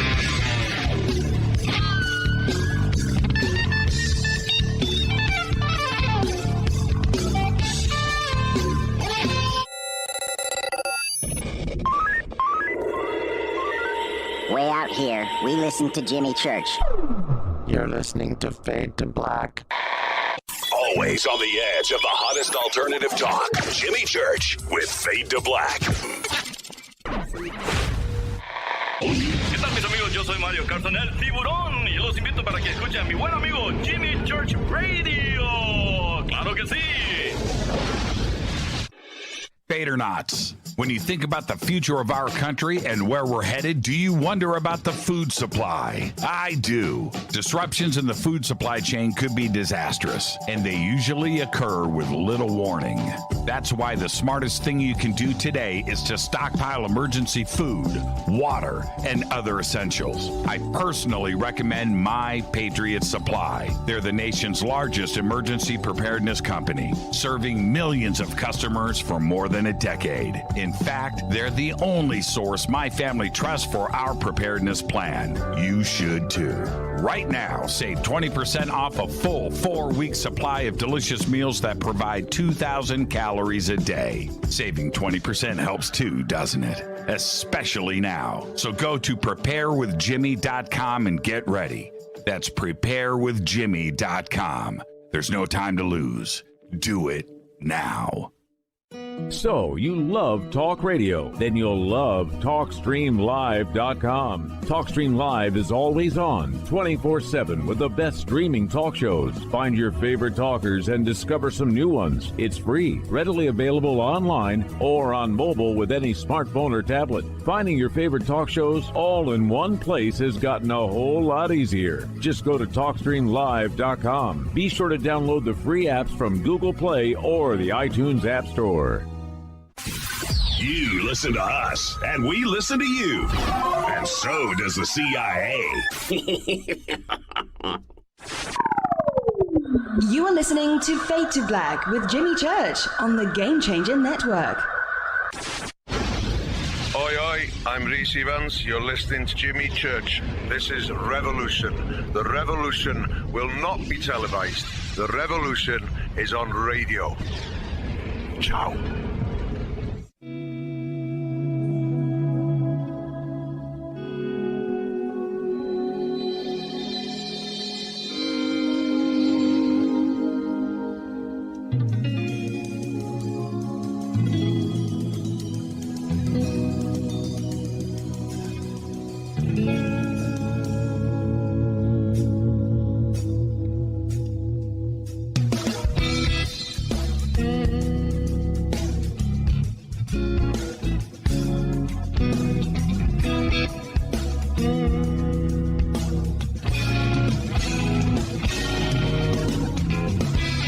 Welcome back. Fade to Black. I am your host, Jimmy Church. Tonight, Rick Doty is here. When I need information about disinformation, I go to the source. Go to Rick Doty. Yeah, man. I do have him on speed dial. And now, here's the other interesting twist.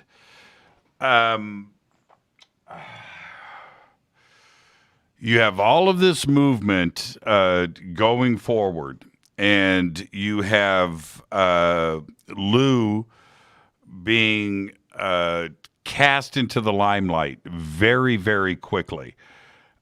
He's been on this show multiple times. I've got a movie that is about to release in a couple of weeks. He is in that movie. And this is a big picture. This is a big film that is launching. I've got 2 films launching next month. And this establishment of Lou being put out there into the public, because before his life was black, right? He was invisible. And now he and his family have been thrust out into the limelight and a part of this community and the movement forward. And then this happens. And he's facing this. He's already been dealing with it with the Department of Defense. And now this. Is this a clever way to dismantle what is going on with the Senate Intelligence Committee, the UAP task force, the new budget that has been submitted, And then this happens, and this forces the Senate Intelligence Committee to take another look at Lou and ATIP and the progress moving forward. Yeah, it is. The government could have some kind of a plan to discredit Lou and throw him under the bus, and to make them proceed with some other project. It would be difficult for us to understand everything the government's doing. Believe me, nobody can understand what the government's doing. There's so many wheels and things that are occurring within the government. You know, we couldn't possibly stop and figure out what they're doing, but they must have some sort of a plan to discredit, because they're discrediting. They discredited Lou, but the thing I find very troubling on that aspect is a lot of what Lou said is in the public forum. I mean, we can go and check some of this stuff, and we find what Lou said and what he's done is truthful. Other people are saying the same thing. Chris Mullen and now the government's saying, no, it's not that way. You know, he wasn't in here. He didn't do this. He didn't do that. And so it's troubling to me to try to understand why the Pentagon spokesman came out and said what they said about Lou. Now, there may be some other project that they're working on, and there was a reason for that, and we just don't know. And how does the UFO community, something that you've been not only a part of, but analyzing, how does the UFO community digest this?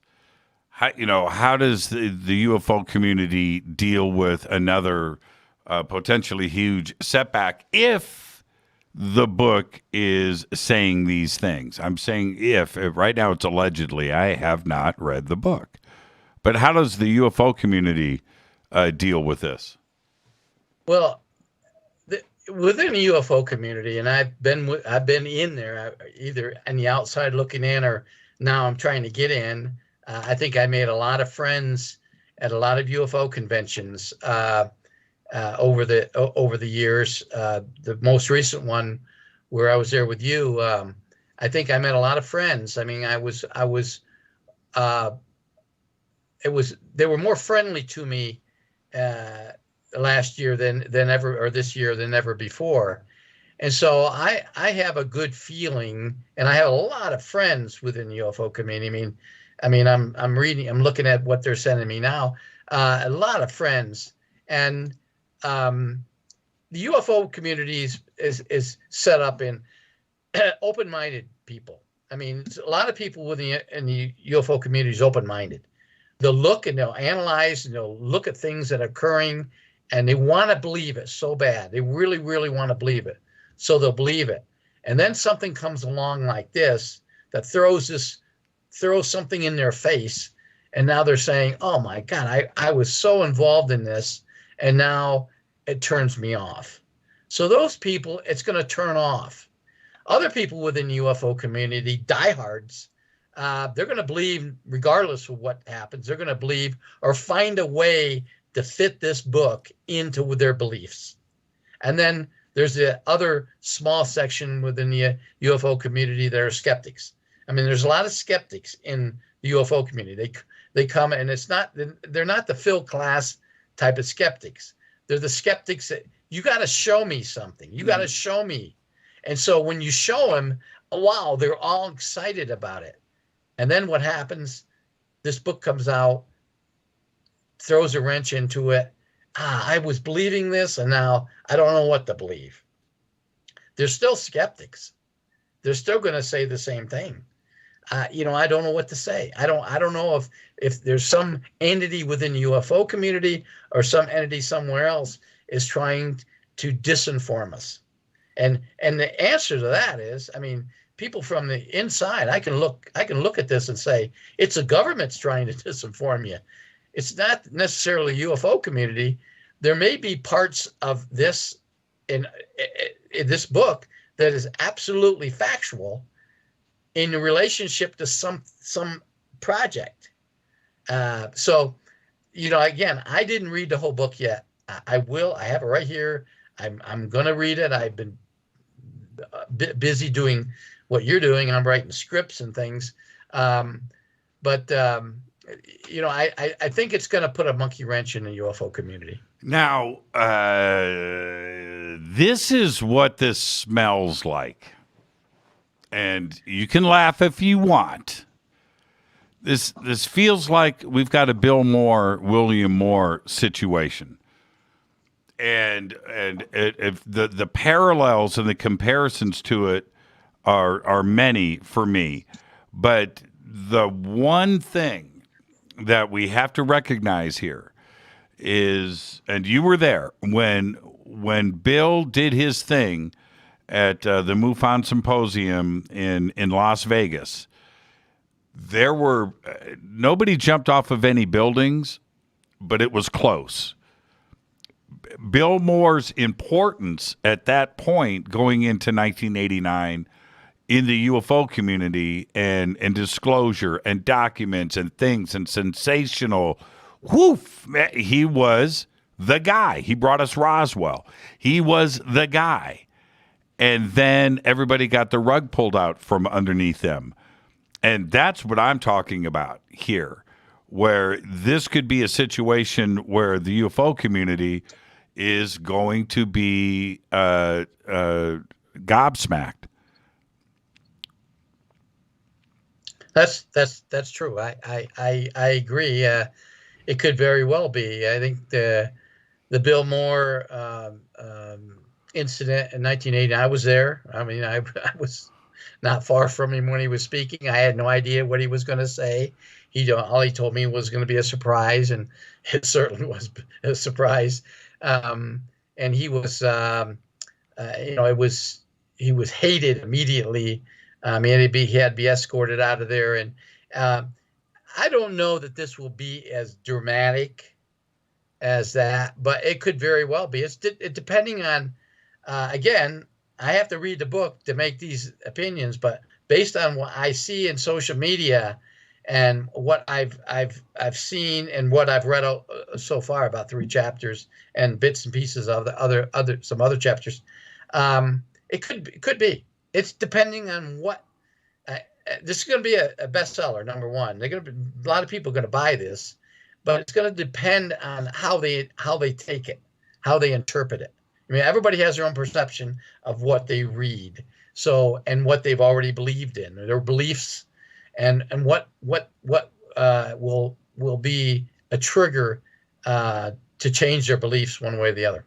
Now, I'm not going to suggest anything here, but I will say that when we're talking about disinformation, and certainly we're all familiar with the last 4 years since December of 2017, what we went through as a community. If this book is doing these things, is the information that is being published in the book, if it is playing out this way, is there a possibility that this information was given to the writers of this book? And I don't want to suggest anything, but if it's not true, then it's disinformation. If it's published in the book a certain way and it's not true, how do we accept this, right? Well, I know George. He's a great investigative journalist, a great investigator.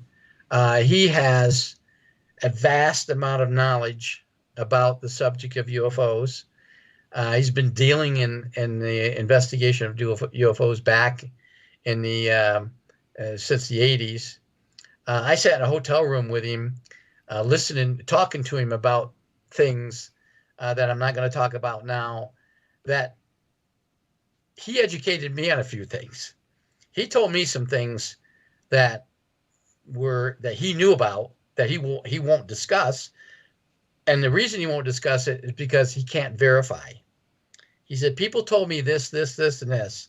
And I believe that this, and this is true, but I can't verify it. And I'm in this room and he's asking me to verify. And I could verify a couple, but there's others I had no idea. I never heard of these things. Never heard of these incidents. So I think that in order for George to put his name in this book, he must have had some really high-level people telling him it was factual, or he actually had something that he was reading that he could verify. That's my belief. Well, and see, here's the thing. Again, without reading the book, I'm basing everything on social media at this point. And how it is in the book factually, that's one thing. Perception by the public is another, where they are going to extrapolate things out of the book. And what is fascinating to me is how many people have extrapolated it the same exact way. So perception in the text is all of the value here, right? It's the way that the public perceives what they are reading, whether factually it is one way or the other, and it is defensible, on the part of the authors, but it's the perception of the public that matters. Well, it goes back to the name Skinwalker, and starting with the credibility of the people out at Skinwalker Ranch, from the 90s on up, or even before the 90s, because believe it or not, there was mentioning back in the early 80s about the Skinwalker Ranch. There was a pilot that I'm sure you know about this, flying over that area and saw some of these strange occurrences, lights. It was at nighttime, and it was like he was looking down to a vat of mercury, and I mean these things like that. Up to just recently, when him by Awakening Man took that video of the triangle flying over Skinwalker Ranch, and then all these other things that fit in to. I'm going back to the name of the book, Skinwalker at the Pentagon, and that can verify these things. And now you jump to the Pentagon and what they're trying to do. And I'm guessing, I don't know anything. I'm not an insider at the Pentagon anymore. I read social media just like you're reading. I'm looking at these things that people are saying on social media, and as you are well aware, from October 10th until present day, the social media has exploded with all sorts of stories about Skinwalker Ranch and about this book. And now you fit this in to the totality of the UFO phenomena, and you say, where does this fit in? And again, I haven't read the entire book, but I think that it's going to fit in somewhere. Whether it's going to turn out to be egg in the face of somebody that it was in fact disinformation, or whether it was truthful in parts, untruthful in other parts. Because the best disinformation campaign you can run is you give them a little bit of truth, a little bit of disinformation, come back with a little bit more truth, and then feed them the coup de grace, the final all disinformation. That's the best disinformation campaign you can run. Now, what do we do with the other part of all of this, which, and going back to the recent funding in the intelligence budget that just passed through, and those 5 pages in there, and there's 5 or 6 points that are spelled out, and one of that stuck out for me. There was a few that were just glaring. To have this kind of verbiage in a budget was shocking. But one of the comments that they made in there was any debris recovered from a UAP needs to be reported. Now, I just stepped back, Rick. I read that and I thought, okay, now that didn't just willy-nilly its way into the budget. That is in the budget because there has been debris recovered that wasn't reported. Right. That's the way that I read between the lines there. What Lou Elizondo has been able to do, along with Chris Mellon, to facilitate this kind of wording into the budget and to get this virtually like law and written into the budget, that's a huge progress. Right, that's humongous, and it's in there for a reason. Do you think that they have been, that somebody is talking now that stuff has been recovered that is not from this earth, that hasn't been reported, and now we need to start the trail on this crash retrieval question? Well, yes, definitely. I think that's the first step. I think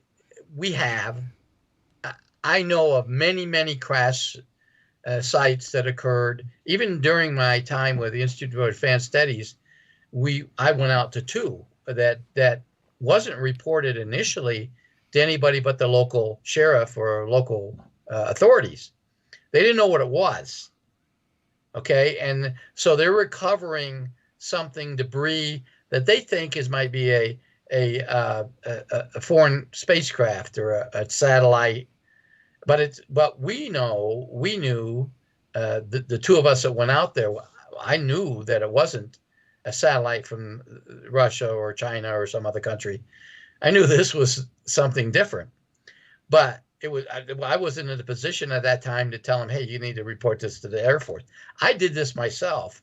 I notified the closest military base. And this particular instance was in Ellsworth, outside Ellsworth Air Force Base in South Dakota. It was near Spearfish. A rancher found this, and this had been on his property for some time. His son found it a year and a half before, but thought it was some debris, old debris, some kind of a plow. But when he went out there with the local sheriff, the local sheriff said, no, I didn't think this came from space. And it's been there for a year, a little over a year. Well, when I heard about this, we went there. I went there as part of investigation team from Institute for Advanced Studies. Now, this isn't proprietary. And I saw what it was. I immediately notified Ellsworth Air Force Base. Now, to get them to believe me, of course, this is in the late 90s. I wasn't a federal agent anymore.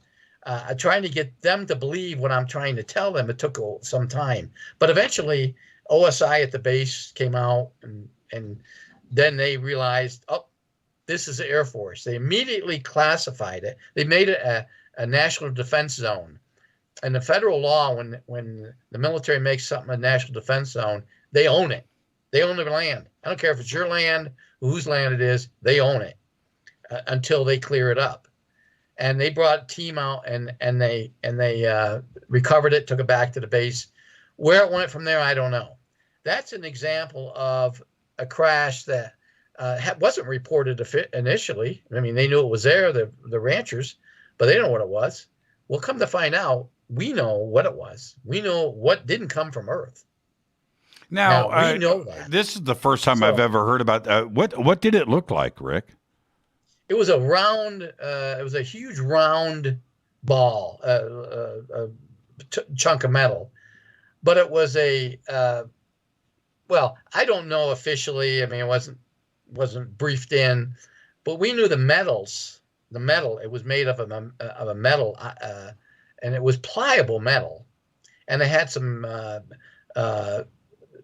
and something similar to antennas, and another piece of metal that was like a V on the bottom, protruding from the bottom. I didn't get into it. It was just a round piece of ball. But because of the structure, scientists determined it didn't come from Earth because we don't have metals like that on Earth. And it came through the atmosphere. It was somewhat singed, but anything that had come through the atmosphere should have had more burnt marks on it. But this particular metal or whatever it was, the materials, I'll just say the materials, could withstand thousands of degrees in temperature. And again, I'm not a scientist. I don't know exactly how they tested it. And that went to somewhere else. I don't know where, probably Area 51. And that was in the late 90s. There was some parts of that DARPA took over, and I don't know what they did. I wasn't able to brief into the program. But there's been a lot of other crashes, even going back to the 50s and 60s, that were recovered, and people had the stuff, and it wasn't reported. Now, what this I've read about what you're talking about now. They're trying to put something in a bill to Congress that will say that the United States government has to investigate every single aerial phenomena, UAPs, UFOs that crash. Yeah, I understand that. And I think we already have a policy. It may be classified still. We have a retrieval program, a crash retrieval program. I spoke about that on one of my episodes at Gaia, about how we do it, how we set up the recovery.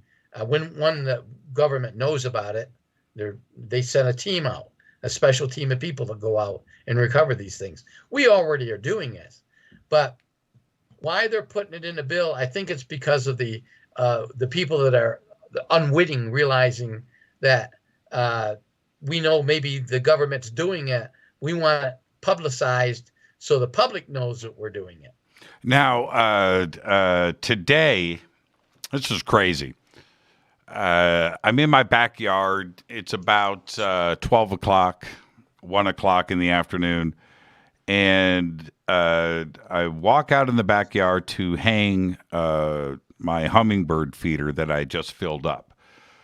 Okay, so that's what I was doing. And I get down off of the stepladder, and I just happen to be facing, I live about a mile, 2 miles from Skunkworks. And I just happen to be looking in that direction, and I see this black jet taking off from Skunkworks. It's coming over the houses, and it's coming straight at me, and it's hauling balls. And anyway, and then it's black, and it takes this turn low. It's not flying up into the sky. It's staying low, and it takes this turn and flies the other way. I've never seen a jet shaped like this. And I hope I'm not giving away government secrets in talking about this, but and I didn't. My phone was in the house, and it was gone. But I was at the right moment at the right time. I can't really describe it. I can't. It didn't look like it had a tail, but it turned. So what I saw originally, it looked flat, and then it kind of took this, but I didn't see a tail on it. And then it turned, it leaned, right? So I could kind of see the wings. But it was low and fast, and then it disappeared. Never took off into the sky. My guess is it just made a big sweeping turn and stayed low and flew up to Edwards, which is like 7 miles away, 8 miles away in that direction. But it was cool to see it at that moment. And these secret programs are going on all the time. And I don't know what this was. It was fast, though. Fast. It wasn't. It was at speed very quickly. You know, I saw it come off the runway and then just take this turn. It was nuts. It was cool. Well, I was part of a documentary filming for several months where we went out and sat up on the outside of Tonopah Air Force Base in Nevada or Groomlake. 3 or 4 different crews would be at various locations around the Nellis Test and Training Range. And all we did out there was we watched and filmed everything that was flying out there. And you're talking about that experience. You should have seen what we filmed. Crafts that could not be explained, phenomena that could not be explained. Mostly, I mean, a lot of what we were seeing was classified drones, fighter drones, drones that are are fighting against another plane in the sky. The conventional plane is piloted by, they're either F-16s or 22s or 35s, but the drone is flying because there's no pilot in the cockpit. Is doing extraordinary maneuvers that would probably kill the pilot. And this is going to be aired here in a little. I'm not going to give away everything, but this is going to be aired here in a little while, and it's going to be fascinating to watch. Now, one of the things that happened while we were out there was we were about 2 miles from the perimeter of Tonopah, and we were in a place called Ralston Valley, and you can look on a Nevada map up near north of Tonopah and see where Ralston Valley is. There's nothing out there. I mean, there's just some scrubs. There's a pronghorn deer is prevalent out there. So you see a lot of I just blew past a commercial break. Okay. Save that for when we come back. This is Fade to Black. Our guest tonight, Rick Doty. Got lots more to talk about. We're going to swing this right back to AAWSAP and Skinwalker, I assure you. But I want to know what he saw out of Tonopah. This is Fade to Black. I'm your host, Jimmy Church. Stay with us.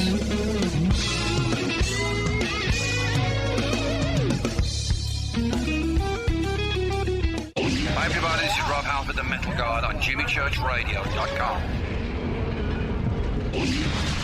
Why is it we're not very good with our health regimen until it's too late? We don't put oil in the car until the engine blows up. When the body's out of balance, your health is not so good. Give your body some love. Log on to GetTheT.com. That's GetTheT.com. Try our Life Change Tea, which cleanses you from harmful intruders.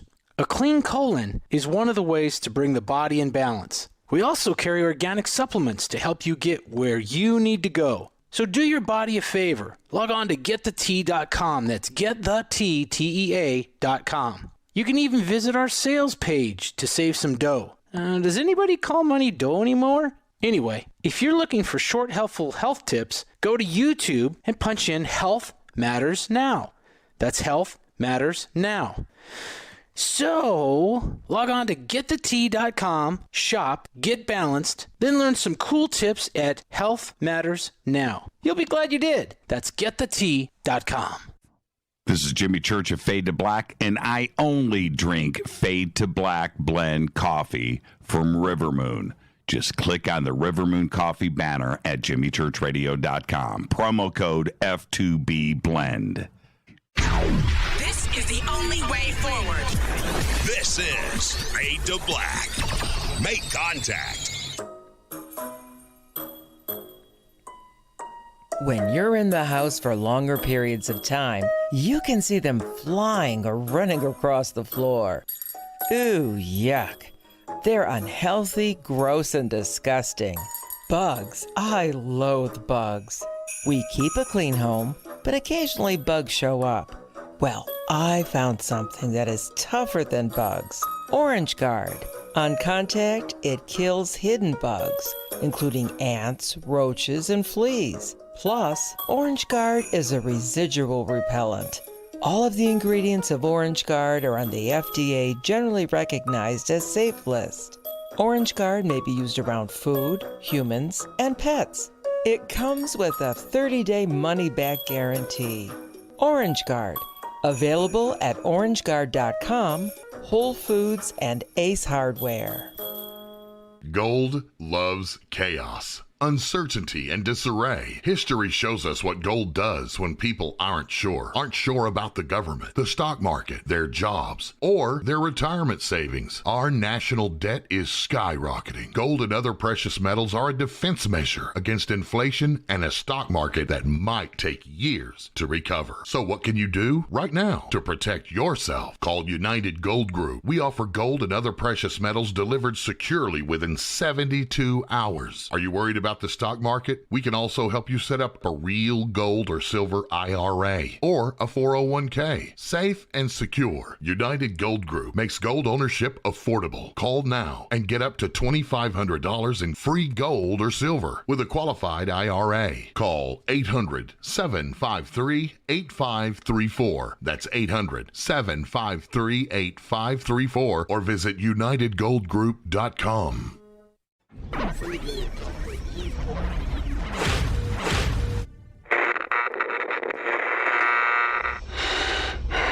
You want to know a secret? I love ponies. I really love ponies. I'm serious. I couldn't stay sane without ponies to brush. Why fade to black? Because you never got that pony, damn it. This is Fade to Black with Jimmy Church on the Game Changer Radio Network.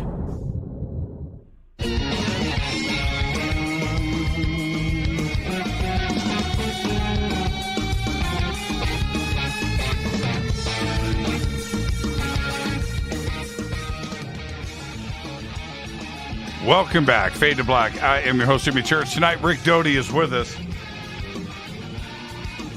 I'll tell you something funny. I'll get to Rick in a second. So, the strap buttons. This is a limited edition Jackson Randy Rhodes. Very nice. It's got a roasted maple neck. Very cool guitar. But the strap buttons are extra large. They're huge. And you have to... So during the break, I've got a box full of Fender straps. Went to put a strap. I can't put it on. And I was trying to get it on during the break, and I was struggling. That's why I was late getting back. I don't know, Rick, I don't know if you saw me trying to put that strap button on that guitar, but I tried to do it in the 3 minutes during the commercial break. And then I had a choice. Do I take out a box knife, right, an X-Acto knife, and do I cut the strap button and then cut my thumb, and then I'm bleeding all over the radio studio, or do I just put the guitar down and not try to do this in 3 minutes? And so I think Rick was going, what is Church doing? What's going on there? But so anyway, that's what was going on during the break. Okay, so back to this sighting out of Tonopah. What did you see? Well, we saw a number of amazing things that we couldn't explain what they were. Some things we could explain as drones, probably classified drone projects. They were flying the B-21, the new bomber out there, the prototype.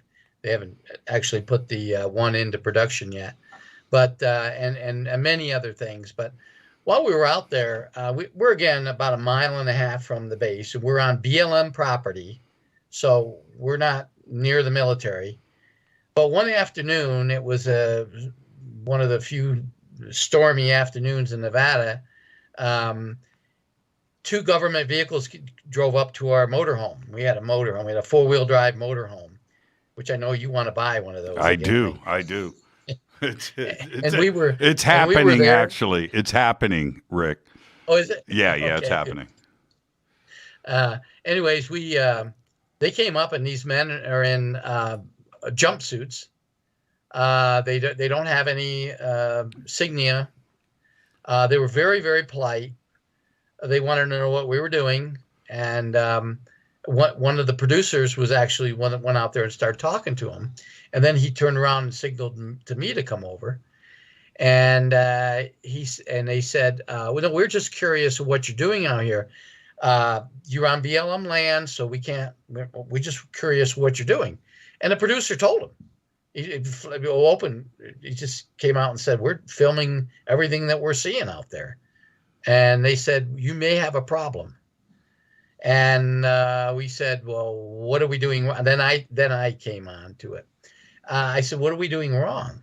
He said, "Well, you guys are filming classified projects." I said, "But the law says, and Title 50 United States Code says, you got to film it on a military installation. We're not on a military installation. We're 1.5 miles, almost 2 miles off it.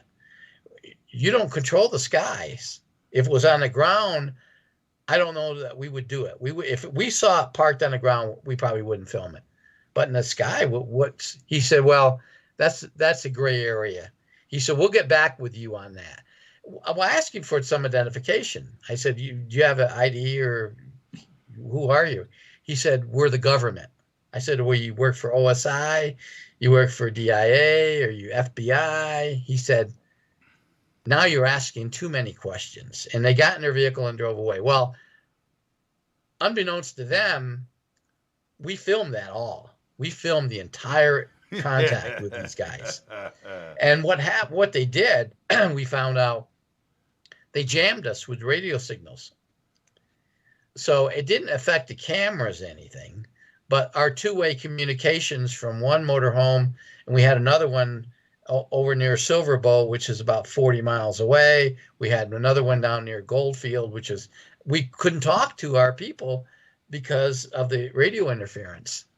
And so when we were filming this, doing this project, when COVID hit, so we had to stop, and so it's been delayed coming out, and I can't speak about anything more than that, but it's going to be quite a documentary. Yeah, right on. I had an experience yesterday with a lady in a jumpsuit. So I'm walking through the airport terminal, just landed, and I'm walking through, and I see this lady catches my eye. She's wearing a green jumpsuit. What's the word? Fatigue green, right? Not camo, just one color, but no insignias or anything on it, right? Just a straight green jumpsuit. And I thought it was pretty fashion forward. I thought, okay, it's kind of a weird thing to wear. But anyway, but I was looking at her, and then behind her is a German Shepherd. And she's got this German Shepherd, and I went, oh, okay, now this is really interesting. But there was nothing, no service dog or anything, no labeling on the dog. But it's like a drug dog or a bomb sniffing dog. Anyway, so I'm walking, and this dog just comes straight up to me, sniffs and she goes and went like this to say something to me. The dog sits down and is watching, and she goes to, and I just walked, man. I almost stopped because she was stopping me, and I kept going, and I did. I looked over my shoulder. Dog is still sitting there, and she's looking at me, but I kept going. I was close to the exit, and but she had nothing.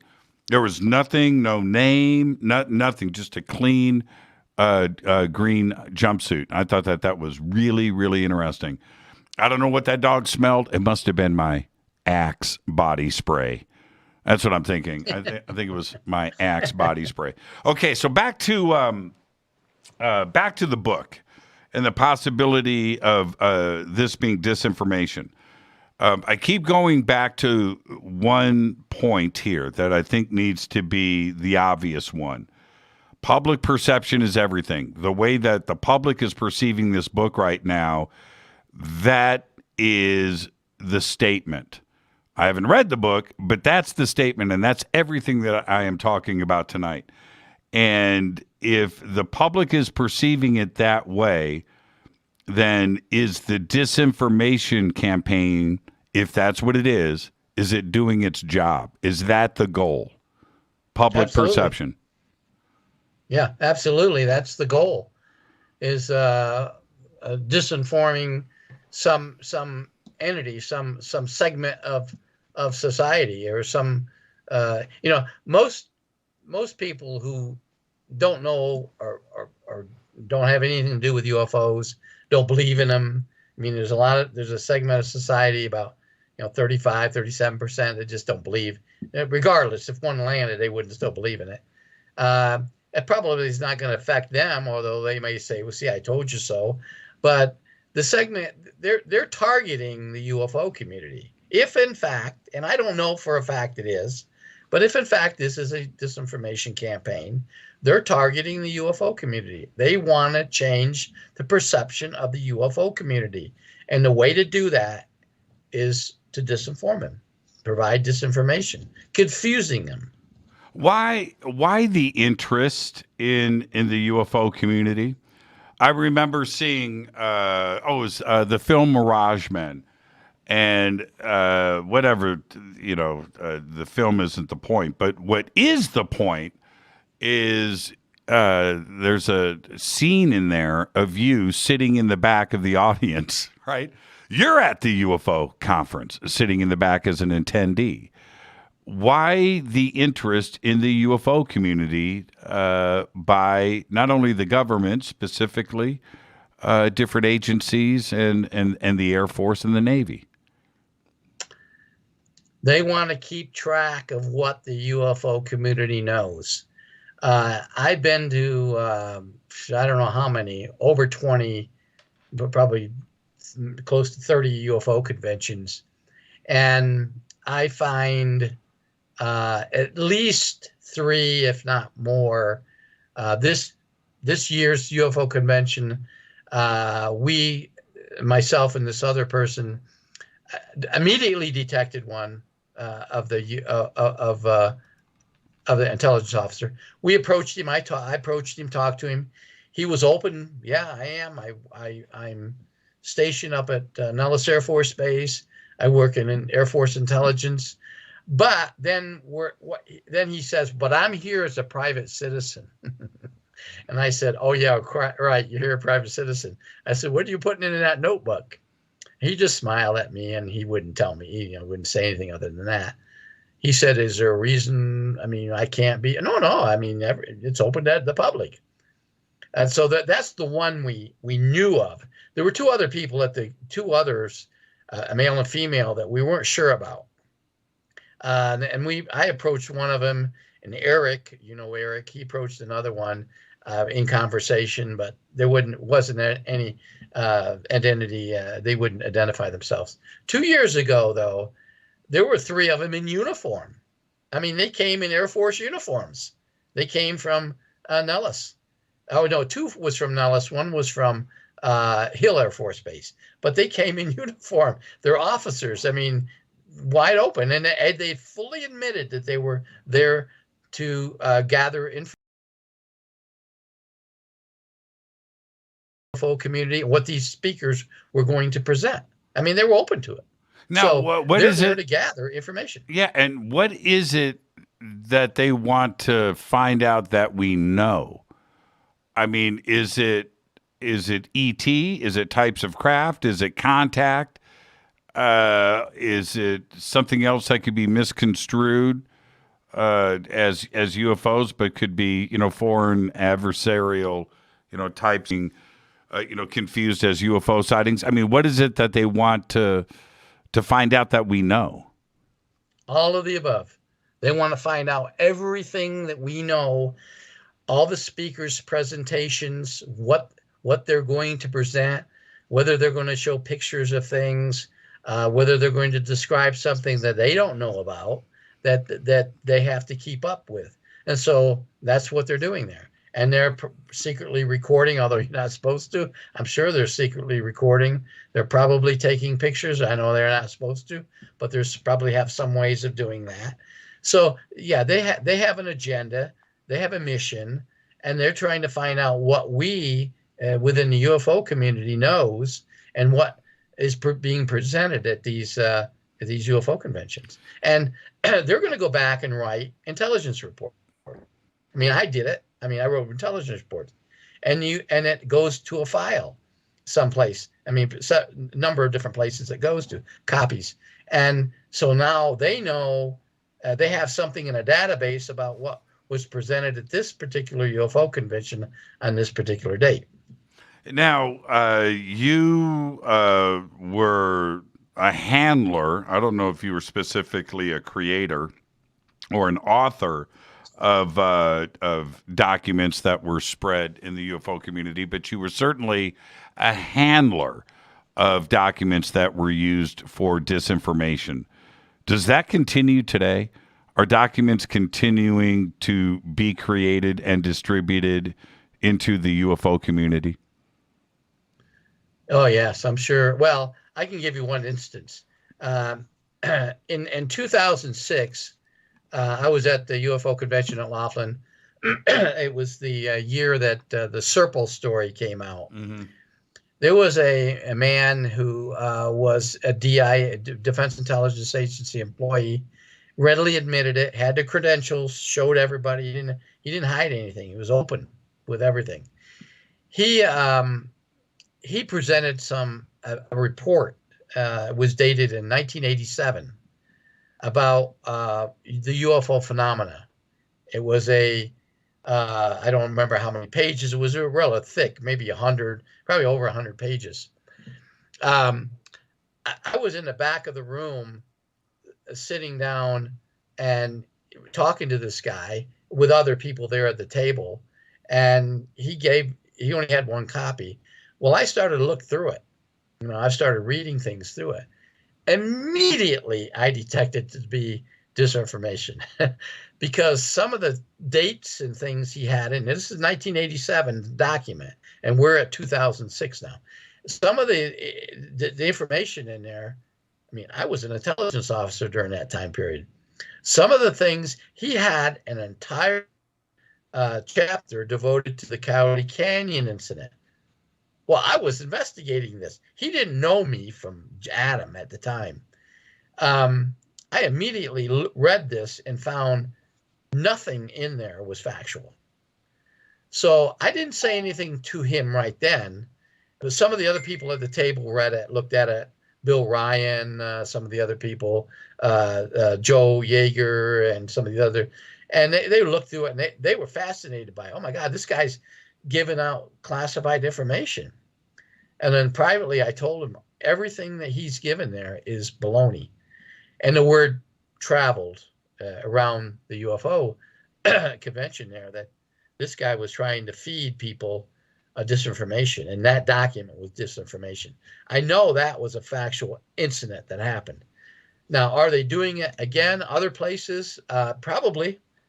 The easiest way to disinform somebody is either with pictures, a video, or a document that looks to be factual. Now, the MJ-12 documents, go back to that. I didn't have anything to do with the MJ-12 documents, but information contained in there was factual. Some of it was, and then some of it wasn't factual.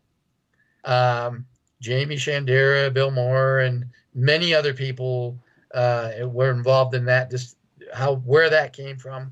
I had to go through 2 investigations to clear my name, but yes, to answer your question, yes, the government will provide false documents to disinform people. I just got a very interesting text. Okay. Oh man.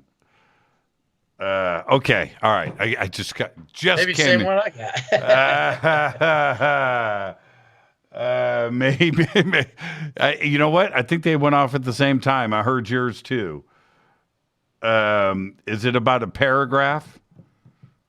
Yeah. Does it look like this? Yep. Okay. All right. Yeah, man. They's listening. Yeah, they are listening. They's listening. Well, I want to thank you, Rick, for coming on tonight, being so candid about all of this. I can't state it any more clearly that I need to read the book. I need to look through this smoke. I'm not going to comment on the book after that. I will use it as a tool to ask the right questions. I was on the phone earlier today with somebody in this community, and they were asking me what I would do about it. And I said, you know what? The thing is, and this is what this person said, Jimmy, you're right in the middle with all of these players. I said, well, exactly. I'm not here to be judge or jury, but I do know who's speaking to me, and I'm getting too many varied. The radio signals are scrambled, and so in the end, I'll be able to use some discernment here and see where the facts are and what is consistent.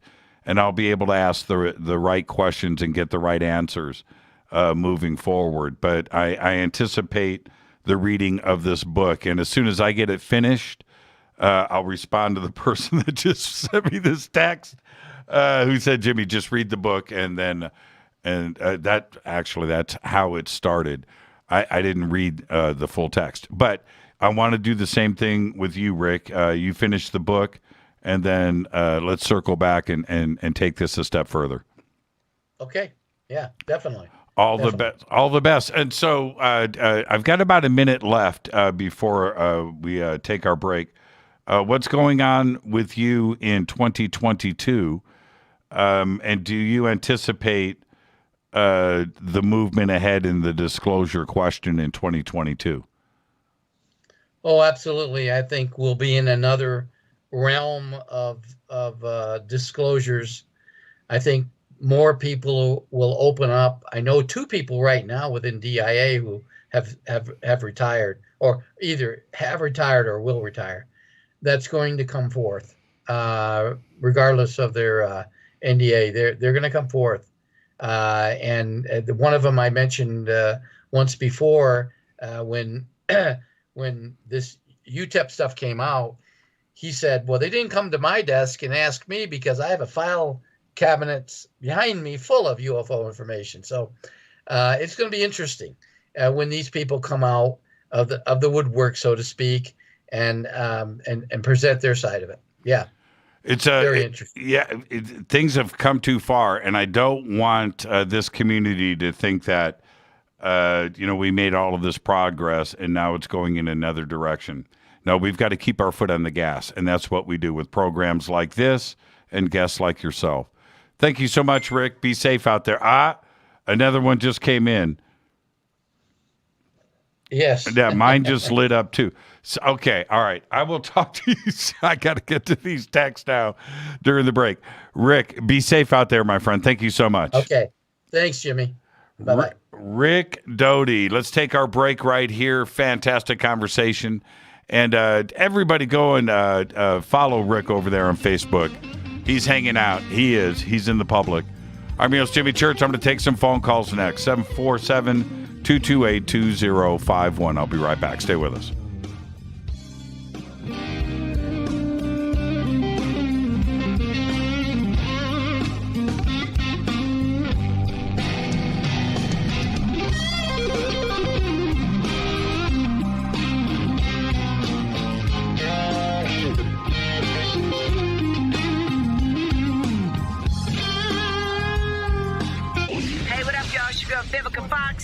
You are listening to my boy, Jimmy Church, on JimmyChurchRadio.com.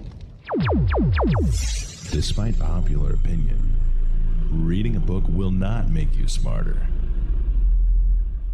But listening to Jimmy Church will. This is Jimmy Church of Fade to Black, and I take Life Change Tea supplements every single day. It's what I do. Click on their banner at JimmyChurchRadio.com.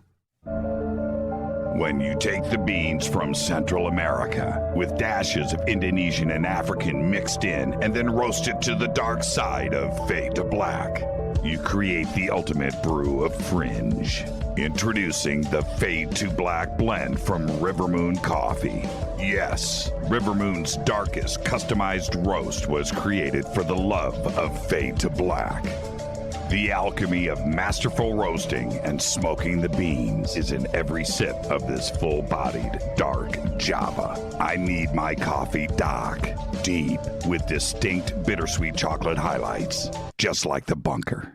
Leaning further into the darkness of the roast is Fade to Black blend from Rivermoon Coffee. Just click on the banner at JimmyChurchRadio.com and use the promo code F2B blend for 15% off of your order today. This is Billy Carson with ForbiddenKnowledge.tv.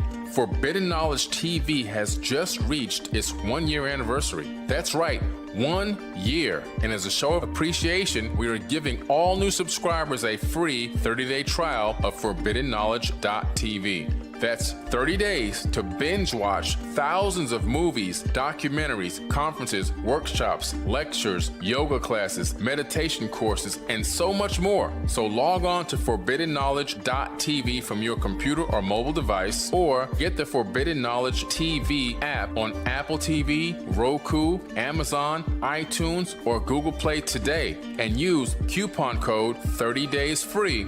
That's coupon code 30 days free on forbiddenknowledge.tv today. Are you intrigued by Paranormal Talk Radio? You'll love the new Paranormal Radio app from TalkStream Live. You'll find a great selection of talk shows covering UFOs, ghosts, strange phenomena, and much more. Download the Paranormal Radio app now and start listening to the very best in paranormal talk entertainment, including the network you're listening to right now, the Paranormal Radio app, free in Google Play and the iOS App Store.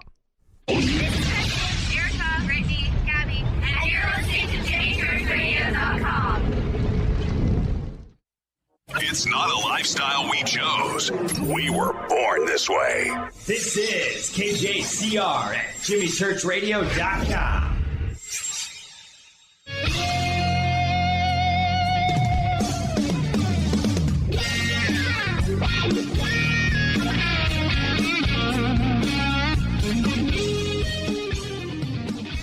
Welcome back. Fade to Black. I am your host, Jimmy Church, Rick Doty. That was a great conversation. And I will always say this. I have the ability to get on the phone and bring in a guest when appropriate about anything that I need to talk about. And Rick Doty, when we are discussing this important stuff, I mean, this is a big deal. I need somebody in the play here that knows what's going on. That's somebody that can discuss this from a point of knowledge, that knows what's going on. And right now there is some controversy, and the UFO community, I swear, so resilient. We're used to things, and going back to the comparisons of Bill Moore and heartbreak and letdown, we've been through this before, and we can go through it again. But we've got to put it into a context of what we're dealing with and so forth. My take is, and everybody needs to listen to me, this is public perception.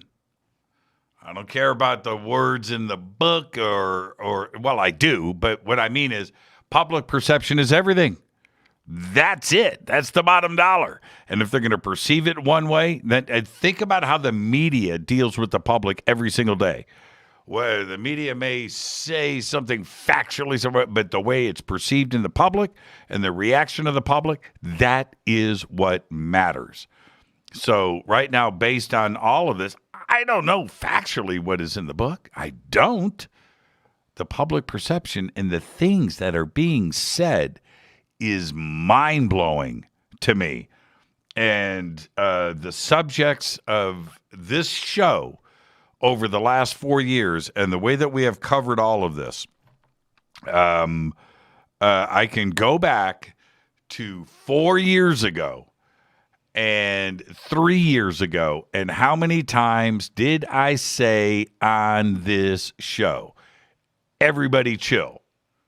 We're not going to know where we are today with all of this for another 4 or 5 years. That's the way that this is going to play out. We've got to wait, and we shall see what happens. And that's it. All right? And here we are. You know, now we're in 2021, rolling into 2022, and we have this. I'm putting you on hold. Don't hang up. I'm putting you on hold. Do not hang up. Okay. But that's where we are. And of all the things to see come unraveled, I think TTSA unraveling as quickly as it did was one thing. And that was a pretty big surprise. But to see everything else here potentially certainly in the eyes of the public to come unraveled. That's crazy town to me. It's crazy. Didn't see this happening. I didn't see this coming. Didn't see this coming. And again, I'm just talking about the public's reaction to this. All right? All right. I wanted to read some of these texts over the air, and I'm not going to do it now. I asked for permission to do it, so I'm going to hold off. But this is a pretty amazing text right there. Okay, so there you go. All right, all right. With that, let's go to the phones. Let's see who's up. Crazy town. Oh, that's my fault. Oh, I see what's going on. That's my bad. That's my bad. I do that all the time. Oh, man. Hi, you're live on Fade to Black. Who's calling? Hey, Jimmy. How you doing, my friend? St. Michael from Saskatoon. Hey, man, what's going on? What's on your mind? Well, the show is pretty good. I'm enjoying it. I was curious why you wouldn't have kindled the book or something real quick before the show. And Yeah. I'm thinking like it was. Well, no, I have the PC version of Kindle on my computer, and so the Kindle version is free on Amazon. So I did. I wanted to get that immediately and be prepped for the show, and they tried to weasel me into, yeah, it's free, but you have to pay for Kindle, and I'm not going to read Kindle. Right, I'm not going to pay $9.95 a month for one book, and then have to remember to cancel, which I'll never do. So anyway, yeah, it was a consideration. Anyway, I got the book; it'll be here tomorrow. So Yeah, it's kind of like one of those Nigerian emails. You as soon as you start, like you're going down a decrepit hole, right? Yeah. Well, thank you for pointing that out, though, Michael, and have a great night, my friend. Thank you so much. By the way, just follow the Doty lines, all right, my friend? I love you, Jimmy. Take care. I'll talk to you. That's a great phone call right there. Why didn't I get the Kindle version? Well, of course I try to get the Kindle version. And I've got Kindle right here, man. It is loaded onto my PC.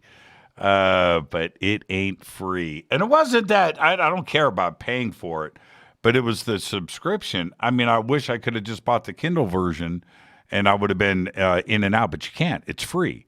And so they got you in this loop, and there you go. So I did find that interesting. It says right there, free on Kindle. Well, only if you got the subscription.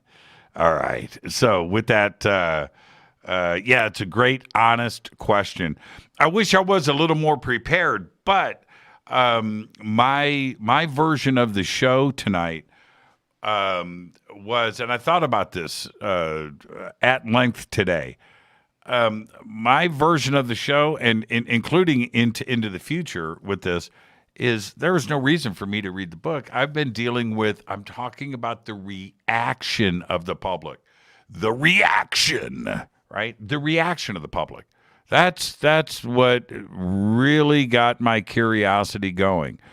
Looking at different, it wasn't the reaction of the public in the post is fascinating, but it's also the posters, the people that are posting the tops of these threads and what they are saying. Very, very interesting. These are people in the know. These are people that are supposed to be professionals, and jumping on this quick and early. Very, very fascinating to me. Let's go back to the phones. Hi, you're live on Fade to Black. Who's calling? Good evening, Jimmy. It's the Awakening Man. Hey, man, stay right there. Stay right there. Don't go anywhere. Stay right there. Stay right there. I've got to see, like 8 phone calls just came in. Let me get rid of all of these. It'll take me just a second. Okay. All right. Otherwise, it's just going to be noisy. Okay. I'm sorry about that, Eric. I'm back. No worries. So yeah, I mean, go ahead. You run the show here. I just want to give you 4 pipes, and I'm going to have an extra pipe made, and we're going to add a 5th pipe to the category. That was a tremendous talk with Rick. Yeah, it was. It was a great talk. And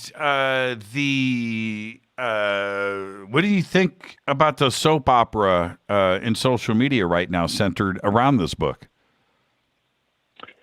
Okay, well, I form my opinions, and you know this, based on what I can determine with my own research by talking to people like Rick Doty. I've never met Lou Elizondo, but I've observed pretty much everything he said, I've tried to consume. My personal feeling is that I believe Lou Elizondo is sincere.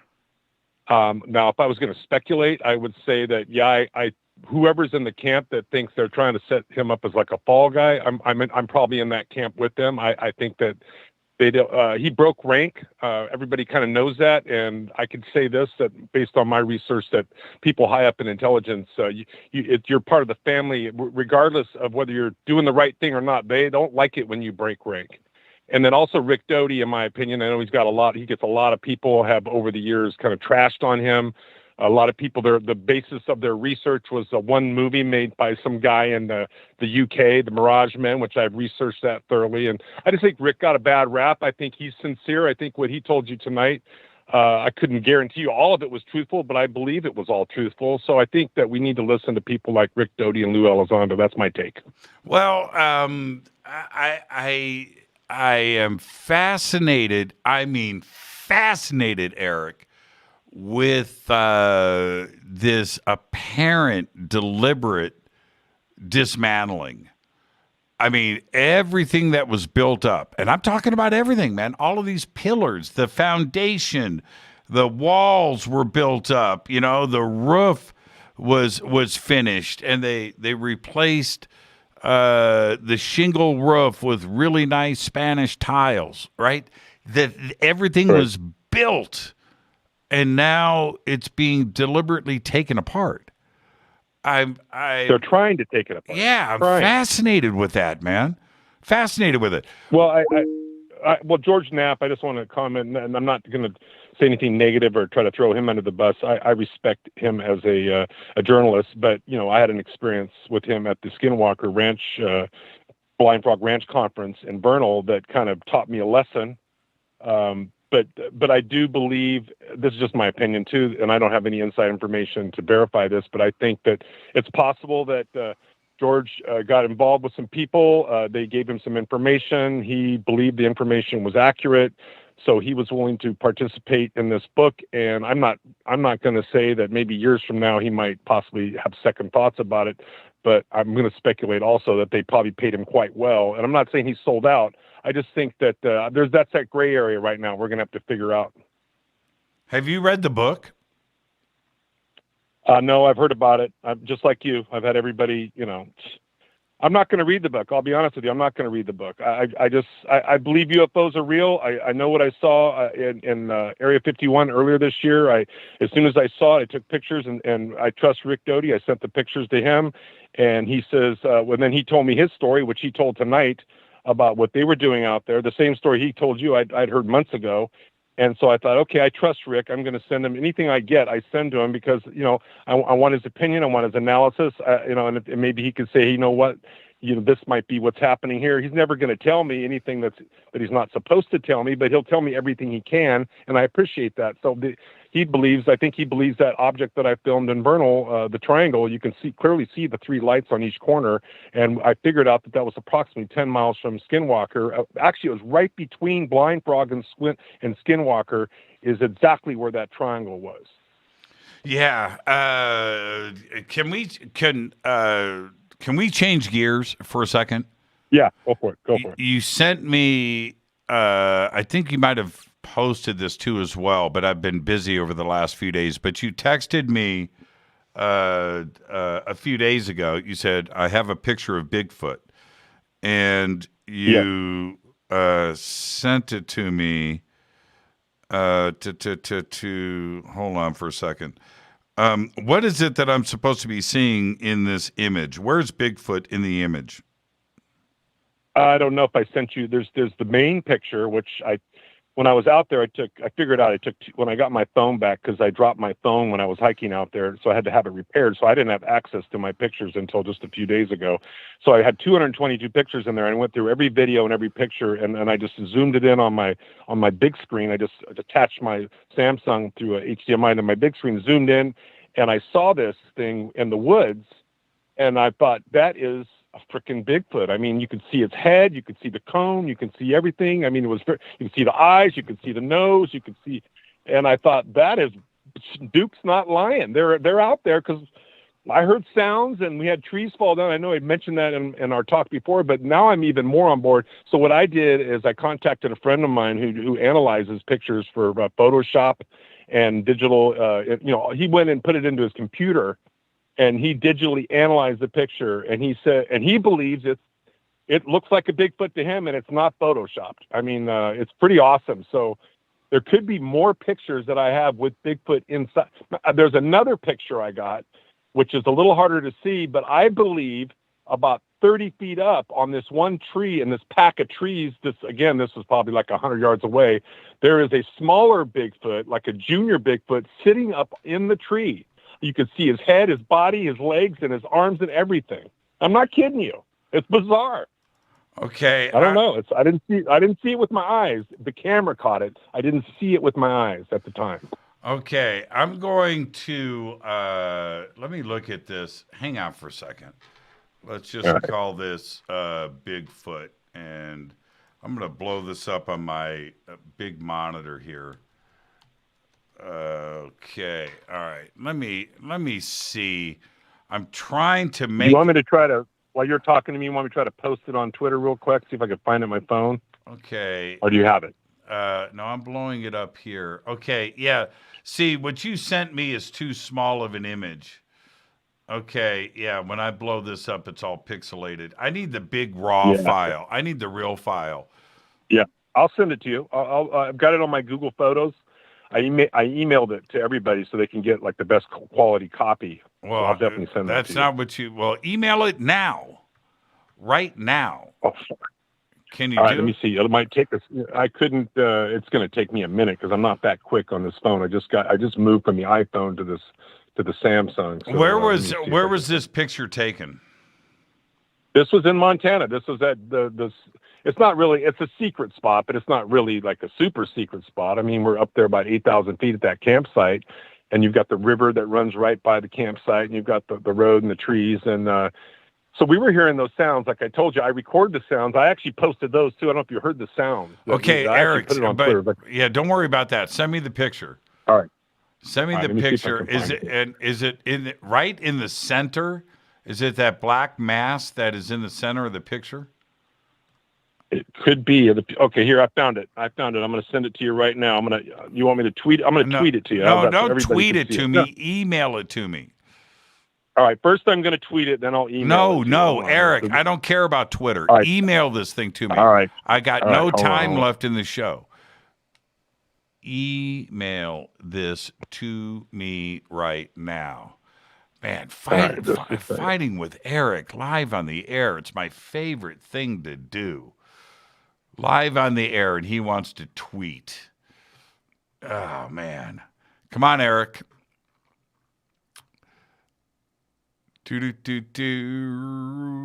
My email's open.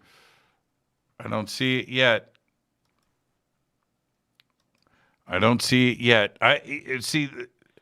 Eric sent me an image this big, and when I blow that up on this big monitor here, it's pixelated.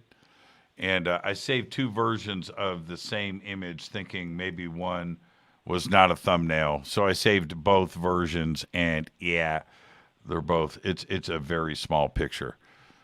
So okay, can you hear me? Yes.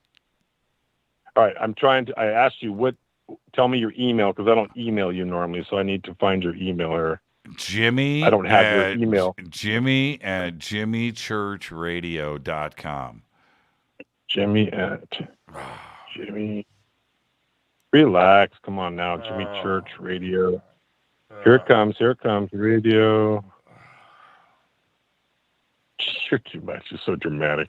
Here it comes. Okay, I just sent it to you. Let's see if you get it. Here it comes. I didn't put any subject on it. Oh my God! Check your emails. Would you stop it? Oh, hey, all right, fine. You know what? I get the impression you don't want me to call in anymore. If I'm that annoying, I won't bother you anymore. Oh man, annoying's not the word I'm looking for. Okay, well, I should get off the phone so Deborah can call in. You can talk to Deborah. Okay, hang on. I did you send it to the right email address? Jimmy at jimmychurchradio.com. Yep, I just sent it there. I'll double check to make sure it was sent. Let me double check here. You're messing with me. I know you are. No, I'm not, man. I'd be opening it right now. I'm live on. Everybody can watch. Everybody's watching me. Everybody's watching. Yeah, you know what? You should have it there. I've sent it twice now. I know for a fact it should be there in your file. Jimmy at jimmychurchradio.com. Oh my God! Let me check my. I'm going to tweet it anyway, even though you told me not to, just so other people can see it, because it's not really fair that only you get to see it. I mean, I know you get to see everything that nobody else gets to see. You go on these little secret trips on the weekend. You fly out to Canada to meet with your connections and contacts out there, right? Yeah. I know what you're doing. I like it though. I respect it. You're on top of it. I got it. I respect that. Okay. It's not in my spam folder. It's not. I don't know why it's not there. It's not in my junk folder, and it is not in my inbox. I don't know why it's not coming, because I know it's got your name on there. So check the Twitter real quick, because it's on there now. You can at least look at it. Can at least look at it. All right. You're too much. This is the same picture that I have. Okay. Well, what do you see it there in the center right in the center? But I need popped up out of all the green. It's pretty clear to me. Okay, but my point is, Eric, that when I blow this up, it's pixelated. I want to see. Okay, I'm going to say this one as. You know what I'm going to do is. When I come to see you next time, I'll show it to you on my phone, because it could be that the copy I'm sending you is degraded, which I'm going to guess is probably what's happening. Yeah, this is the same thing. No, I don't want this picture. This is tiny. All right, well, I'm sorry then. I don't have anything better to show you right now, so you'll just have to take my word for it. If you're buying that van or whatever the hell you're buying, and you're going to go Squatch, and you've already said. So I'm going to take you actually to my super secret location in Idaho that nobody knows about. And I'm going to bet you, matter of fact, if you want to bet right now on air, I'm going to bet you $1,000 cash that you will have a Bigfoot experience if you go out squatching with me in Idaho. $1,000 cash. Step up to the plate. Let's go right now. Okay. I'm ready to go. Let's do it. You name it. But don't you owe me money on a couple of past bets? I don't think so. I don't remember. I mean, you'd have to refresh my memory. I think you got a tab. I think you have a tab. All I know is this: you come up there to Idaho, or even go up to Montana, which is only 3 or 4 hours away from where that other spot is. You can go up there. We might have to wait till after the winter, because I don't think you and I want to be up there when it's 20 degrees and there's snow on the ground. Although, if you can handle that, then you're going to see the tracks that they're going to leave in the snow. So that gives you even more of an indication. So when you see tracks and you see these tree structures and you hear the sounds they make, then that, I think, will put you in a whole nother mindset. That's what happened to me. Okay. And then of course what happened in Happy Jack, but I want to find these guys. I want to see where they're at. I want to see one again. I want to see their face. I want to see it maybe in the daylight. I want to see one running through the forest. I want to see one like alive in the tree with my bare eyes. That's where I'm at right now. What do you make of, do you think that this is a disinformation campaign right now, meant to smear? Does this feel this way to you? It's a little funky to me. I mean, what they're doing is we've got all the people that know already the truth. They're all cool, but it's that group of people, maybe that 20-30% of people that kind of came into the UFO interest in 2017. So about 4 years, you've got this new group of people that are trying to learn about all this. And these people are vulnerable because they're like 50-50. They don't know what to believe, what's true, what's not true. So by coming in with this disinformation, they're hoping to knock, just like Doty said, they're hoping to knock those guys out of the whole game in the sense that if people just don't want to think about it, don't want to look about it, don't want to look at it, don't even want to consider it, really, they just kind of become disinterested, then they've achieved their goal because they know that they're not going to get, the people that already know. You're not going to sway us. That's just not going to happen. Well, but see, why not just leave Lou alone and Mellon and A-Tip? What does this have to do with anybody else? Why would it matter to them? Because those guys they're credible. I mean, in my opinion, I know initially a lot of people thought they're credible. But that's not my point. I mean, does this answer the UFO question? Does this move disclosure forward? No, it doesn't. No. Why do this at all? It doesn't make any sense. To sell books? It just doesn't make any sense to me. And going back to AAWSAP and Skinwalker and funding, who gives a crap? And that's why I agree with you on that. And I keep bringing this up. Why does the money trail matter? Who gives a crap? If it came from Harry Reid, the military, there's some oversight committee that wants to know why their money is being spent on UFOs and not Bigfoot or orbs or whatever. I mean, what in the world does that matter? And trying to obfuscate this and take the eye off the prize and everything else. Why do this? What does it matter? What's the advantage to any of this? Does it bring things? Does it allow things to progress forward? No, it doesn't. And I don't know. It seems a little bit senseless to me. And I'm not here defending Lou. I'm not here defending Knapp. I'm not here defending the book. I'm not here. I'm not doing any. No, that's not my point. I'm just asking why. Why? What's the use of all of this? So I'm serious. They wouldn't be doing any of it if they weren't trying to hide something. I mean, that to me is pretty obvious. Yeah, they wouldn't even care if it wasn't real. They wouldn't care. Yeah, that's a really good point, Eric. Well, be safe, be wise, be real, be Eric Awakening Man, and then I want to remind everybody tomorrow I'm going to be on with Christina Gomez, and tomorrow we're doing UFO Crash Retrieval Week. And so that starts tomorrow with Christina Gomez at 2:30 Pacific time. So come and hang out with Christina and I tomorrow. And then tomorrow night right here on Fade to Black, Anjali. Eric, be safe and be well, my friend. All right, buddy. Take care. Talk to you later. Thank you so much.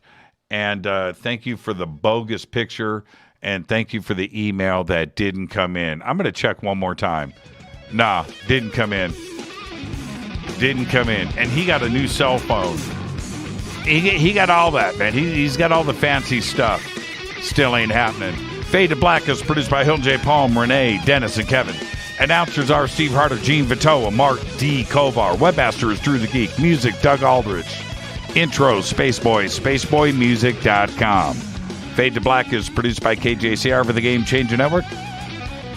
This broadcast is owned and copyrighted 2021 by Fade to Black and the Game Changer Network, Inc. It cannot be rebroadcast, downloaded, copied, or used anywhere in the known universe without written permission from Fade to Black and the Game Changer Network. I'm your host, Jimmy Church.